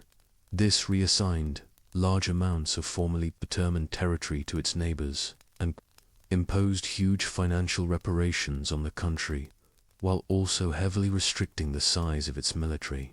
Nevertheless, after several years of crisis in the late 1910s and early 1920s, the German Republic had entered a period of relative stability in the mid-1920s and was the cultural center of the continent. But the economic crisis of the late 1920s and early 1930s hit Germany particularly badly. As it did, an extremist party, the National Socialist German Workers' Party, or Nazis, led by Adolf Hitler, managed to claim power early in 1933 after years of electoral gains. They soon turned Germany into a one-party dictatorship, and in the 12 months prior to Edward's accession had begun aggressively rearming in contravention of the Treaty of Versailles. One might have expected that Edward's reign would be characterized by opposition to Nazi aggression, but events were quickly to ensure that the reign was brief, and Edward was soon cozying up to the Germans in ways that have cast a shadow over his entire life ever since. Edward was known to sympathize with elements of the Nazi regime in Germany, an issue that would create untold controversy before too long. But the more pressing issue in the first months of his reign was that of his relationship with Mrs. Simpson. First, it was not clear how much difficulty this would create, but when the foreign newspapers began covering the new king's holiday on a yacht in the Mediterranean with Simpson shortly into his reign, unease began to emerge among government ministers in London. When it then became clear that Wallis Simpson was in the latter stages of finalizing the divorce from her second husband, the government of Prime Minister Stanley Baldwin had to begin to take a stance on matters. Baldwin was not naturally inclined to be interventionist on matters of this kind. He was often seen to be a vacillating prime minister who delayed making major decisions to an excessive degree. Additionally, he personally liked Edward and was not overly enthusiastic about interceding with him on the matter of his possible marriage. He prevaricated for as long as possible, but eventually he requested to see the king on October 20th, 1936. possibly on account of having learned some days beforehand of Wallis's intentions to finally divorce her long-suffering husband. When they met on October 20th, Baldwin informed the king that an embargo on press reports of the new monarch, which was legally enforced at the time following a new coronation, was about to expire. Once it was, it would become impossible to prevent the newspapers and the wider public from speculating massively on the king's relationship with Mrs. Simpson, and whether he intended to marry her after she divorced. Accordingly, he advised the king that Wallis should avoid finalizing her divorce in the immediate term and absent herself from Britain for some time until the matter could be more thoroughly debated by all the relevant parties. The king brushed Baldwin off, arguing that Wallis's marital status was a private matter, when clearly her divorce would have profound implications for British public life if she then went on to marry the king. Things spiraled from there. A week later, on October 27th, Wallis obtained her divorce, though she would not be free to marry again for over 6 months, given the laws at the time. A week later, Edward, who had not yet been crowned as plans were still being made for his coronation, opened a new parliament. Unbeknownst to him, the government had already contacted his brother, the Duke of York, with a view to preparing him for the possibility of succeeding his brother if the issue of the divorce led to him having to abdicate. Baldwin met with the king again on November 16th. At this audience, Edward admitted to a senior member of the government for the first time that he intended to marry Wallis the following summer once it became legally possible to do so. By that time, Baldwin's government had begun canvassing opinions from both within Britain and the Dominion states that were still ruled as part of the British Empire. These indicated that there would be strong hostility to the idea of a monarch taking as his queen a woman who was twice divorced, primarily on religious and moral grounds. Baldwin was also aware that organizations such as the Church of England would be especially hostile within Britain itself. However, Baldwin was provided with a curious way out by Edward, who asserted that if the government was determined to prevent him from marrying Wallis, he would abdicate rather than spurn her. He had informed his immediate family members of the same by the end of November 18th. Thereafter, 2 weeks of inaction largely followed, during which the major development was the emergence of a proposal that a more conatic marriage could be entered into between Edward and Wallis, whereby she would become his wife, but not the queen consort. This, however, would have required a parliamentary decree and would open the monarchy up to extensive debate in Parliament, a development that nobody welcomed either within the government or in the royal family. The conclusion to the growing constitutional crisis was swift when it came. Baldwin began consulting the cabinet and the secretaries of the dominions in the last days of November, and by early December it was clear that nobody was in favor of Edward continuing as king if he married Wallis. Moreover, press silence was crumbling by then, and discussion of the matter was becoming widespread. On December 3rd, Wallis temporarily left for France to avoid overt press speculation. Yet this did little to satisfy Baldwin's government, who were now insisting that Edward needed to abdicate the throne if he was set on marrying Simpson. This is duly what Edward did a week later, signing the official instrument on December 10th, despite being encouraged by several individuals such as Winston Churchill to fight for his rights as king. King Edward VIII abdicated his position as monarch on December 11th, 1936, at 327 days. It was the shortest reign of any English monarch since the late 15th century. Edward's speech to the nation, in which he declared that he was renouncing his crown of his own volition in order to marry the woman he loved and had not been coerced into his actions by the government, was something of a high point for Edward, one that was perceived as being dignified and statesmanlike. The years that followed would not see a repetition of such behavior. There remained the final issue, of what title the former king and his soon-to-be wife would bear. On December 13th, 1936, the same day that Edward officially announced his abdication, his brother and successor proposed that Edward and Wallis would henceforth carry the titles of Duke and Duchess of Windsor, the royal family name that had been adopted back in 1917 in tandem. The Duke and Duchess were given extensive financial privileges and a lavish salary and estates. However, the royal family now began a process of cutting off the former king and his new wife. As late as the 1940s, other members of the family and the king himself continued to refer to Wallis coldly as simply Mrs. Simpson. This was despite the fact that Edward and she had married at the Château de Candie near Tours in France on June 3, 1937. The nuptials were not attended by any of the royal family and, other than a note of congratulations from Baldwin's government, were largely ignored on an official level in Britain.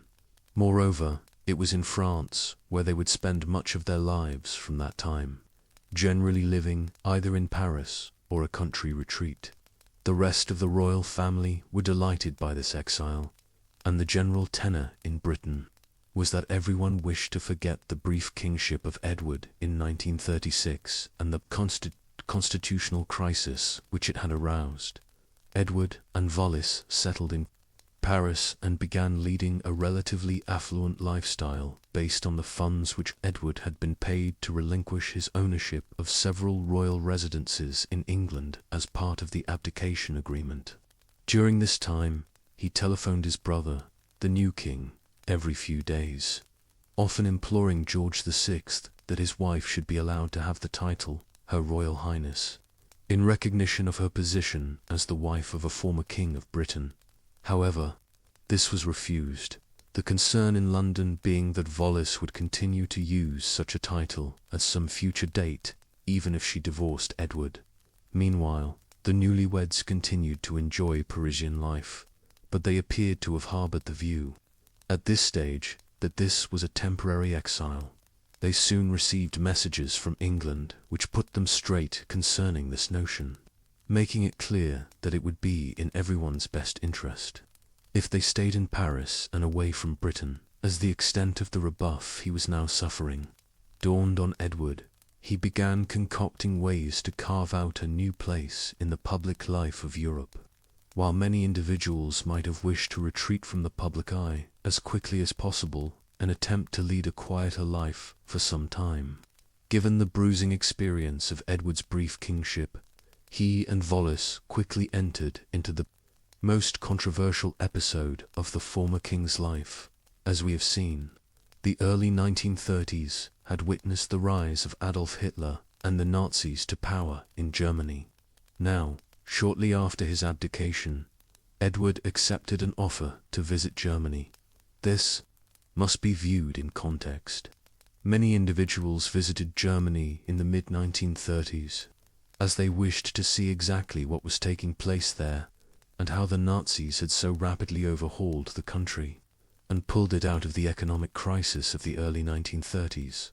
For instance, the former British Prime Minister, David Lloyd George, who had been the head of state in Britain from 1916 to 1922, visited the country in late 1936 as the constitutional crisis concerning Edward was playing out at home. In assessing any of these visits, it is important to remember that many British people in the mid-1930s viewed Hitler as an important bulwark against the development of a communist state in Germany. Secondly, individuals like Lloyd George did not know when they decided to visit Germany the horrors which the Nazis would unleash across Europe. A few short years later, the offer to visit Germany was extended to Edward in the late summer of 1937. From Dr. Robert Ley, the head of the German Labour Front, an organization that had been set up by the Nazis in Germany to replace the trade unions and stymie any socialist agitation in the country. The offer was extended from this body as figures like Edward and Lloyd George the year beforehand were being invited to the country principally to view how Germany had overcome its economic woes and was running its factories through bodies like the Labour Front. Edward accepted, seemingly based on a desire to rejuvenate his profile in the aftermath of his kingship. A tour of the United States was also planned, and he seems to have developed the idea that he could act as an individual who might foster new ideas about how to avoid political conflicts across the Western world, like those which had engulfed Spain and cast it into civil war. Essentially, Edward wanted to visit Germany to see how the further spread of communism and radical socialism could be avoided. Thus, by the early autumn of 1937, he had accepted the offer, and news of the impending visit was relayed to the British ambassador in Berlin, George Ogilvy-Forbes. The tour commenced on the morning of October 11th, when the Windsors arrived at Friedrichstrasse station in Berlin. Despite being billed as a private tour rather than a royal visit, the couple were met at the station not just by Robert Ley, but by Joachim von Ribbentrop as well, who was soon to be appointed as the German foreign minister and still held the title of German ambassador to the United Kingdom. The trip thereafter lasted for 12 days, down to October 23rd. Much of it consisted, as Lloyd George's had the previous year, of visits to German factories and various government installations. These went from the mundane, such as a tour of a light bulb factory, to the sinister, notably a trip to a newly built concentration camp, which the Windsors were admittedly deceived about regarding its true purpose. Other visits included ones to Hitler Youth Academies and factories belonging to major German companies like Krupp. The dominant theme throughout was to present an image of efficient German industry, with well-run factories, a nation that had returned to work after the economic difficulties of the early 1930s, and happy and enthusiastic workers. There were also considerable efforts made to highlight Britain's cultural closeness to Germany, with the two nations' national anthems being played whenever Edward and Wallis arrived at a factory or academy. The goal throughout was to impress on the couple that Germany was a model for how to prevent the spread of radical socialism on the continent, and that the Nazis were natural allies of the British. Throughout their visit, the Windsors met with several of the most senior members of the Nazi regime. For instance, on their first evening in Berlin, the couple were brought to dinner at Horch's, a popular haunt of the Nazi senior leadership in the capital, by von Ribbentrop, along with the German architect and later Minister of Armaments, Albert Speer, and the Minister of Propaganda, Joseph Goebbels, and his wife, Magda. More controversially, Edward and Wallis met Hermann Göring, the head of the newly formed German Air Force and Hitler's second-in-command, at his hunting estate outside Berlin on October 14th. This included a meeting in Göring's study where the Nazi minister had a map of Central Europe on the wall, one that depicted Austria as forming part of a Nazi-controlled Greater Germany, despite the implication that Germany intended to take over an independent neighbor before long. Edward did not raise any objections. When this was combined with news of the Duke and Duchess visiting armaments, factories where German tanks, armored vehicles, and submarines were clearly being constructed, and Edward's offering of the Nazi salute to many officials during the trip, it is not difficult to see how concerns arose surrounding it and endured thereafter.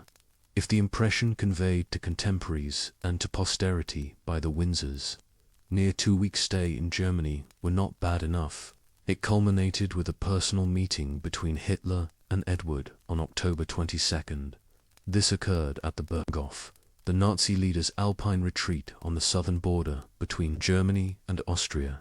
There are varying accounts of the meeting and the subsequent conversation after Wallis joined them later on.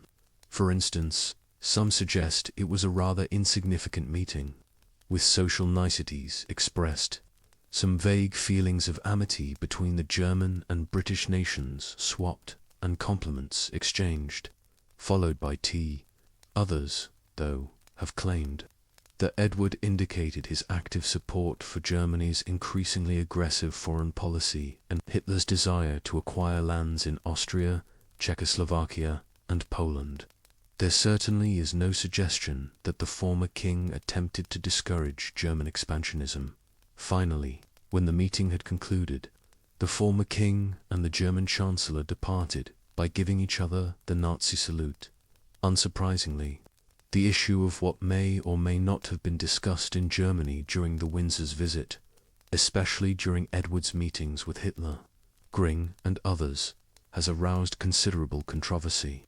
Some have suggested that discussion veered into talk of Edward facilitating an alliance between Germany and Britain. As Germany expanded on the continent and prevented a further rise of communism, these theories have been fueled by the fact that the minutes of the meeting between Hitler and Edward on October 22nd were subsequently destroyed. What did they contain that warranted their destruction? Other evidence is open to interpretation. For instance, on the final night of their tour, the Windsors were entertained in Munich by Rudolf Hess, Hitler's long-standing private secretary, and his wife, Ilse. At one point, Rudolf and Edward disappeared for about an hour, leaving behind their interpreters and all other staff. An hour later, they were found upstairs. Rudolf was allegedly showing Edward his collection of model ships. But was he really, or was something more sinister being discussed? While there is extensive disagreement among historians about the trip, what has been universally accepted by biographers of Edward and historians of the royals in the mid-20th century is that it demonstrated a startling lack of judgment on the former king's part, one that has forever shrouded his life in ignominy. And it didn't just end when the Windsors departed from Germany. On October 23, 1937, as we will see, fresh rumors and concerns abounded during the Second World War, ones that Edward and Wallis did nothing to dispel. Following their trip to Germany, Edward and Wallis returned to Paris, where they rented a mansion on the Boulevard Suchet, in which they lived in the late 1930s. As they were settling there, the Germans were intensifying their aggression on the world stage. Already during their visit to Germany in 1937, Hitler had been applying ever greater pressure on Austria to force it into a political union with Berlin.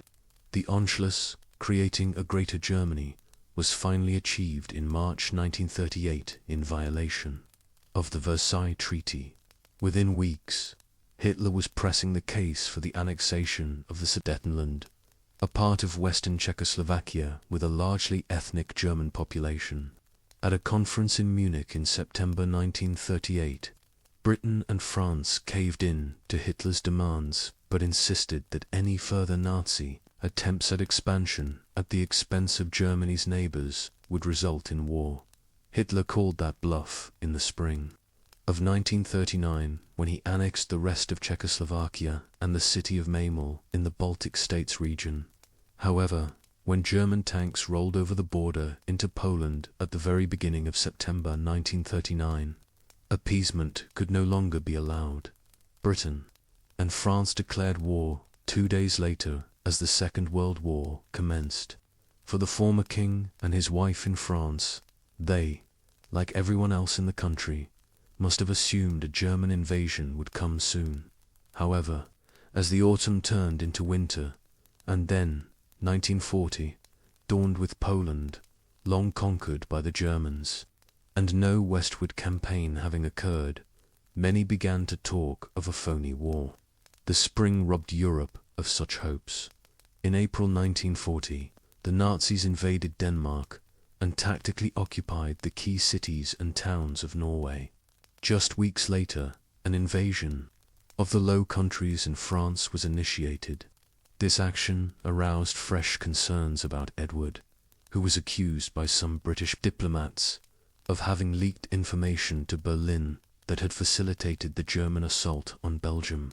The accusation was especially damning when the British Expeditionary Forster France became trapped at the town of Dunkirk in late May as a result of the unexpected success of the German two-pronged assault of Belgium and northeast France. Only a daring amphibious rescue operation prevented hundreds of thousands of British troops from either being obliterated or captured. The French, though, were not so lucky, and on June 14, 1940, Paris was occupied by the Nazis. The city, and France in general, would remain under German control for the next 4 years, notwithstanding their earlier friendliness toward the Nazis.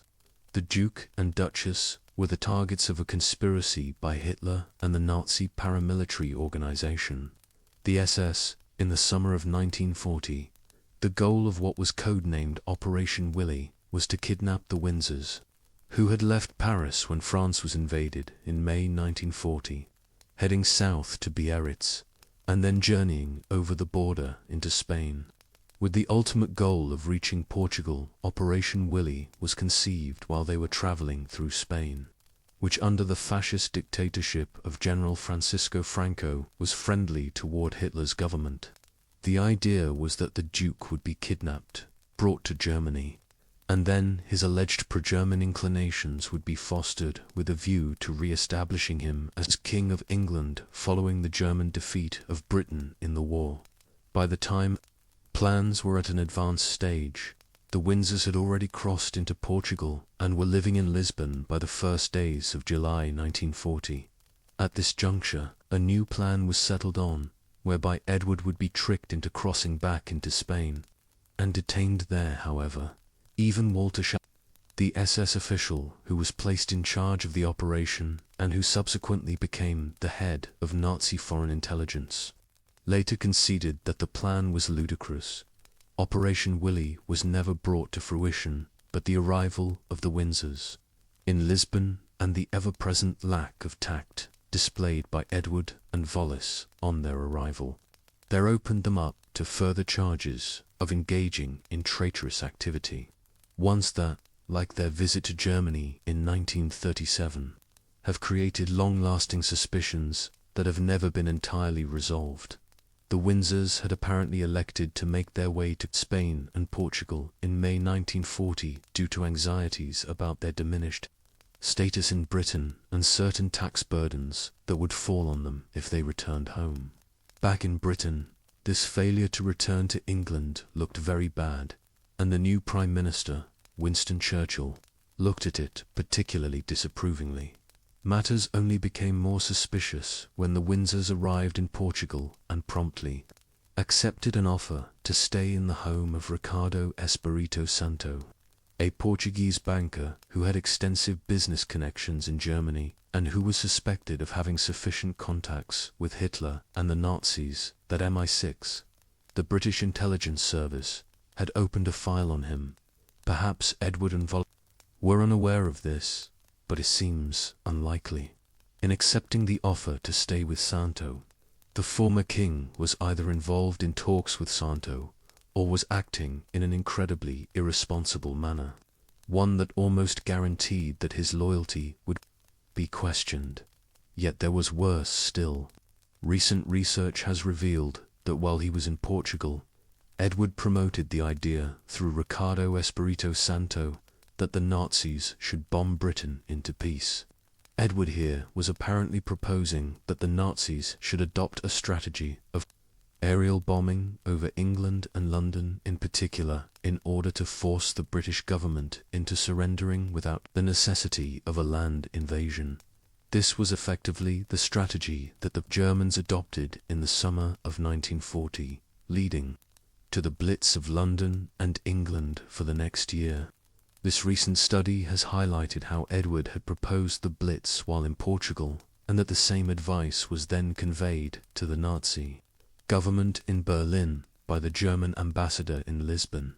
It is possible that Edward viewed this as the lesser of two evils compared to a land invasion, but there is still absolutely no denying that coming from a member of the royal family, this advice constituted treason of the highest kind. In the months that followed, tens of thousands of bombs were dropped on Britain, leading to approximately 40,000 civilian deaths. In September and October 1940 alone, London was bombed almost every single night. Edward seemingly advocated that Berlin should adopt this strategy in order to force the country into surrendering, and to make him King of Britain again in the aftermath of the capitulation. Edward's possible duplicity while in Lisbon did not end along with his brief sojourn in Portugal. As soon as he and Wallis arrived there, Churchill had taken steps to remove Edward from continental Europe while also avoiding bringing him back to Britain. He could not have the Duke residing on the continent and possibly falling into Nazi hands. The possibility that he would collude with the Nazis and potentially work out a deal to be made King of England once again was now too great at the same time. Edward's actions in fleeing to Portugal and in visiting Germany back in 1937 made him a liability if he were to be brought back to England.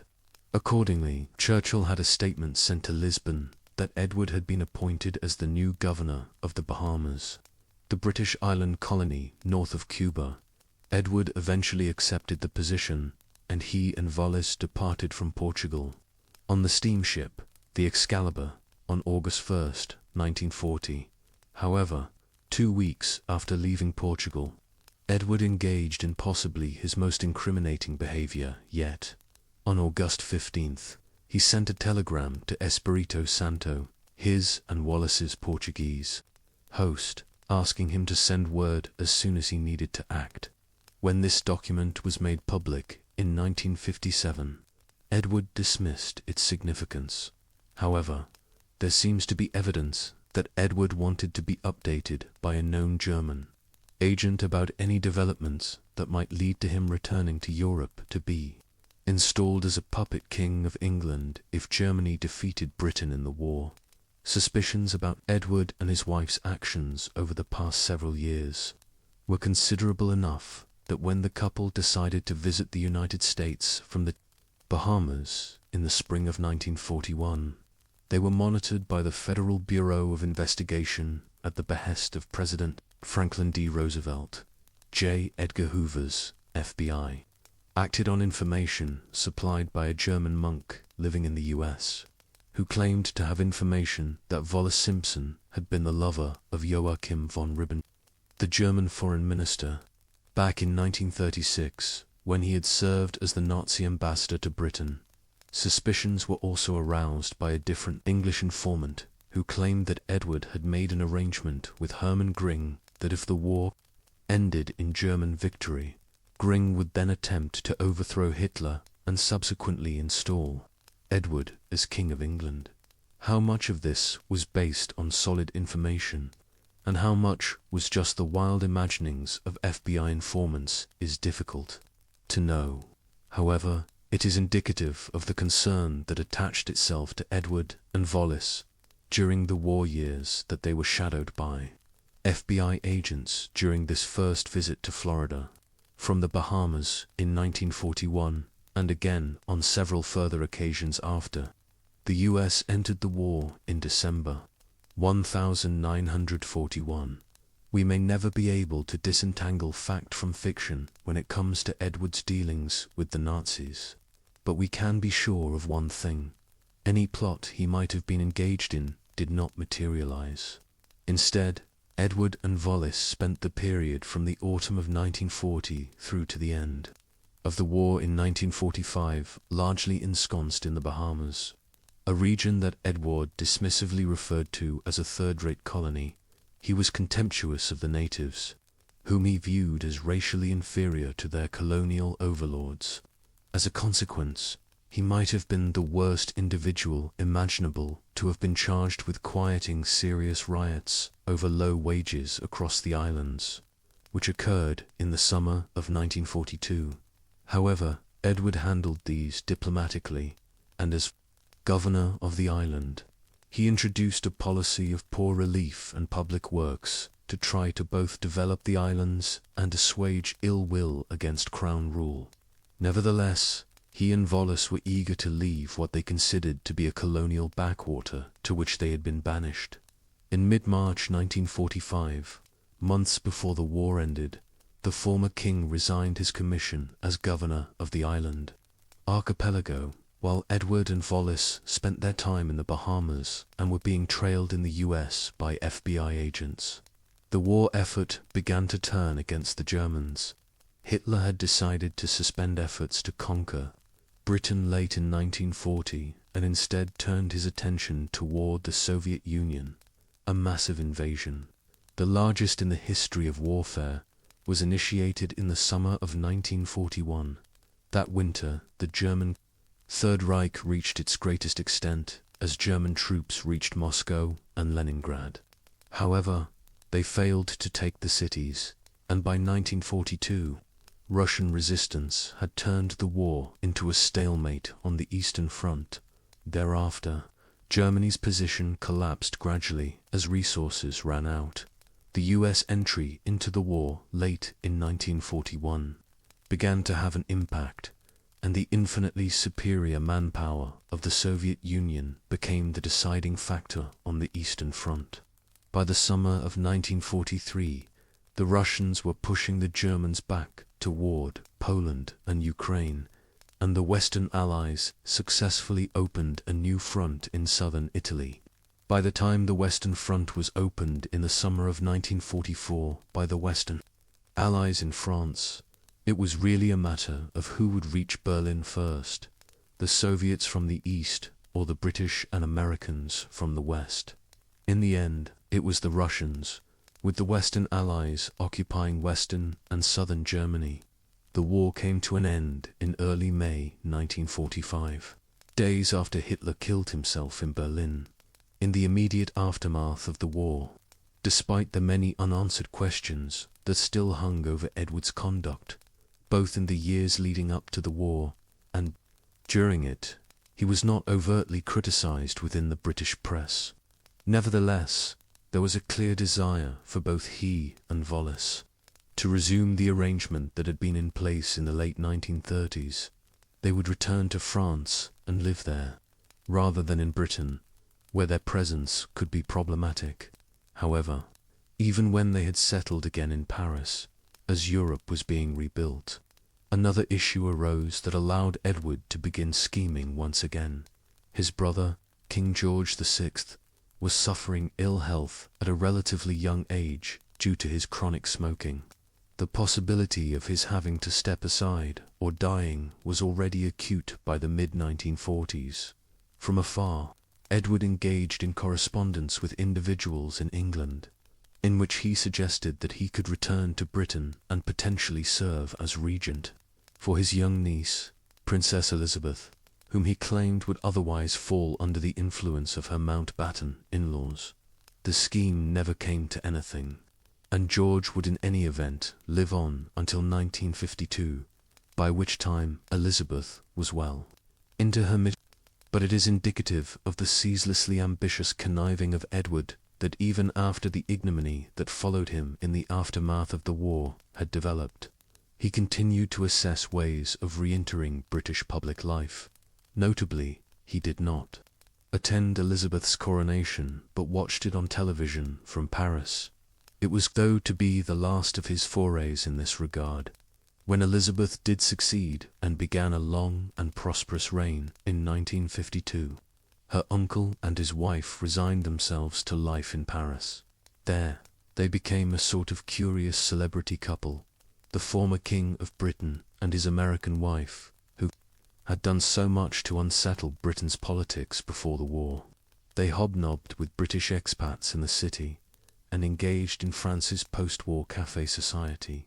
Meanwhile, Edward supplemented the extensive income they had and the financial perks that persisted from the arrangement reached with the British government in the late 1930s by engaging in illegal currency trading. He also took up his pen to author A King's Story, a memoir published in 1951 that set out his opposition to the species of liberal politics that were dominating the post-war world in Western Europe and North America. It was also the first book by a former or indeed sitting King of England to have been published since 1688.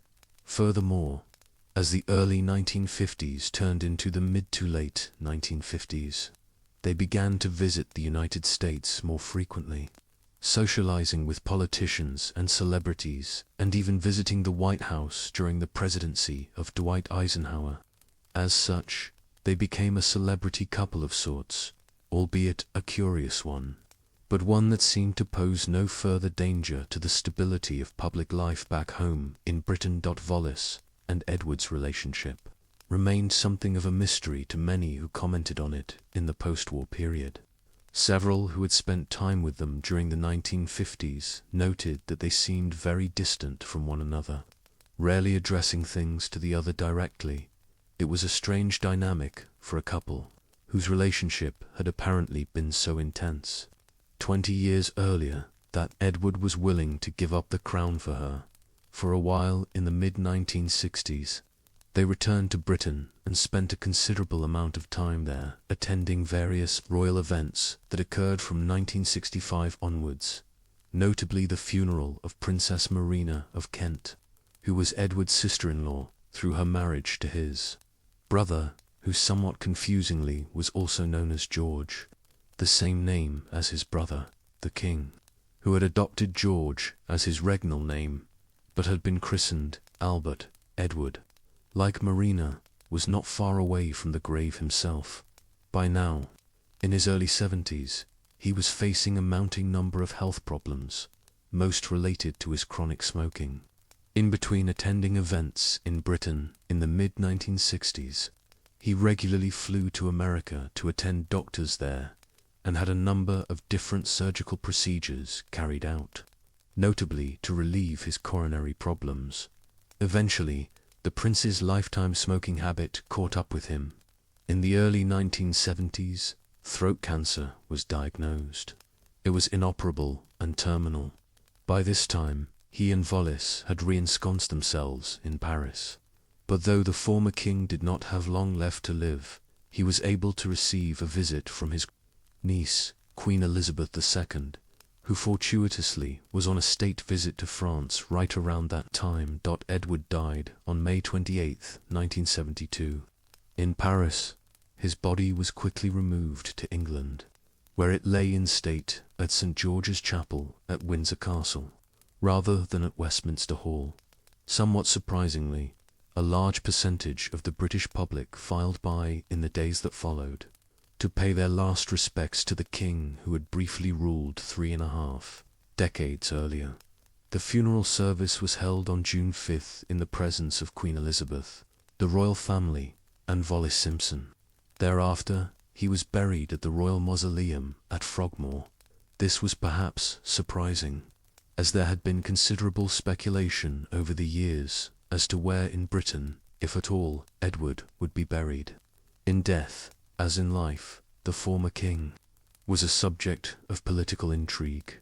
Edward's widow did not have a good life after his passing. Wallis continued to live in France and was financially supported by her late husband's estate and an allowance from Queen Elizabeth. But her health was declining, and by the late 1970s, she was developing advanced dementia. She was also increasingly frail and prone to falling over, resulting in her breaking her hip twice, while from 1980 onwards, she lost the ability to speak. Thus, her later years were spent largely housebound and with her mental faculties sharply deteriorating. To compound matters, she was being taken advantage of by her French lawyer, Suzanne Bloom, who assumed power of attorney for the increasingly incapacitated Wallis. Bloom used her position to exploit Simpson financially. Eventually, Wallis died in Paris on April 24, 1986, at 89 years of age. Her funeral was held a few days later at St. George's Chapel at Windsor Castle. Her marriage to Edward, which had faced so many difficulties and aroused many different controversies, had survived the distance despite these adversities, and she was interred next to him near Windsor Castle. King James II was one of England's shortest reigning monarchs. Since 1500, for instance, only one king or queen has ruled for less time than James Edward VIII. who abdicated late in 1936 after less than a year on the throne due to his intentions to marry an American multiple divorcee, becoming too problematic to modern eyes. The reasons for James's overthrow can seem surprising. It was brought about almost entirely by the fact that he was a Roman Catholic, and even before his accession in 1685, the English Parliament had attempted to exclude him from the succession due to his religious views. However, the 17th century was a very different time and place, one in which the religion of a monarch was a matter of major political consequence. In publicly affirming his Catholicism, and then in taking active measures within months of ascending to the throne to promote Catholics across England, Scotland, and Ireland and favour the minority religion, James was effectively declaring war on his own aristocracy and parliament.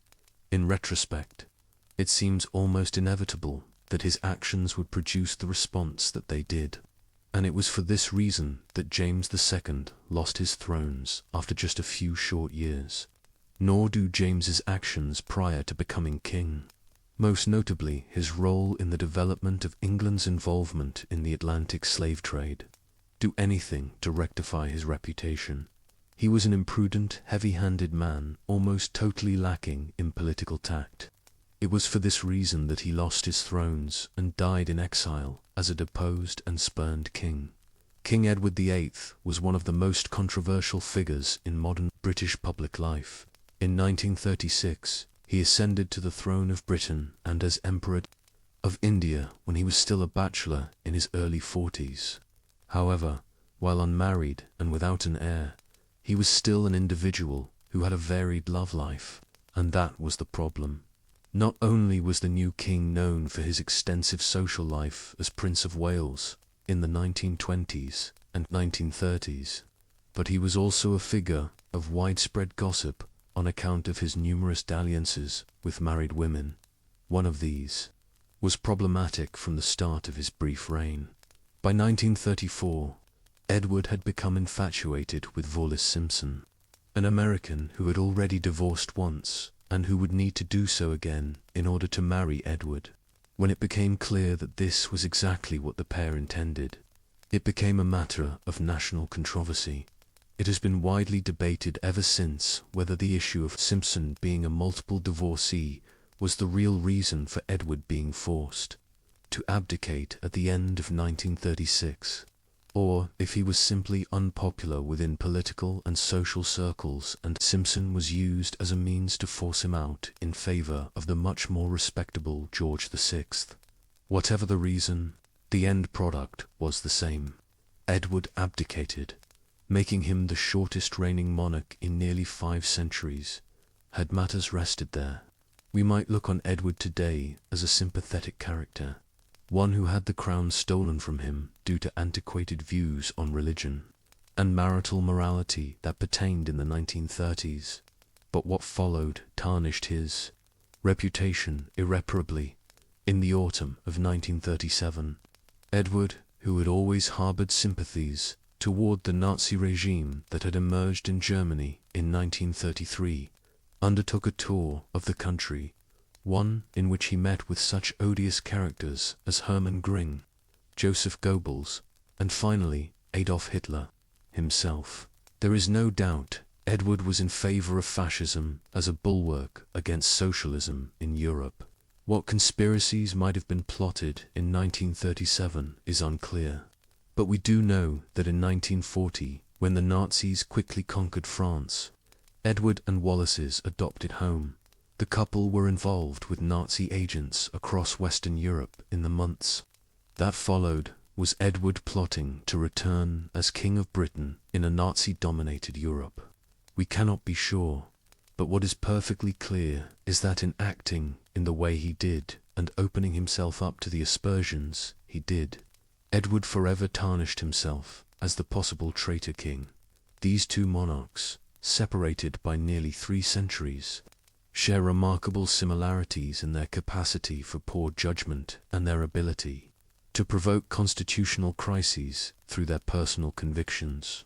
James II's unwavering Catholic faith and Edward VIII's scandalous relationship both challenged the very foundations of the British monarchy, forcing the nation to choose between personal loyalty to their sovereign and the stability of the realm itself. Both kings lost their thrones, not through military defeat or popular uprising, but through their own stubborn refusal to compromise with the political realities of their times. Their stories serve as enduring reminders of how even the most powerful positions can be lost through a combination of poor judgment, political tone-deafness, and an unwillingness to understand the limits of royal authority in a constitutional monarchy. In the end, James II and Edward VIII stand as cautionary tales of how personal beliefs and desires, when placed above the greater good of the nation, can lead to disgrace, exile, and historical infamy. Their reigns, though brief, left indelible marks on the British monarchy and continue to fascinate historians and the public alike as examples of how not to be a king. What do you think of these two controversial monarchs? Were James II and Edward VIII unfairly treated by their contemporaries, or did their actions justify their removal from power? Which of these kings do you find more sympathetic, and which more deserving of historical condemnation? Please let us know your thoughts in the comments section, and in the meantime, thank you for joining us on this peaceful journey through some of history's most turbulent royal reigns. Sweet dreams, dear listener, and may your slumber be more restful than the troubled nights of these fallen kings.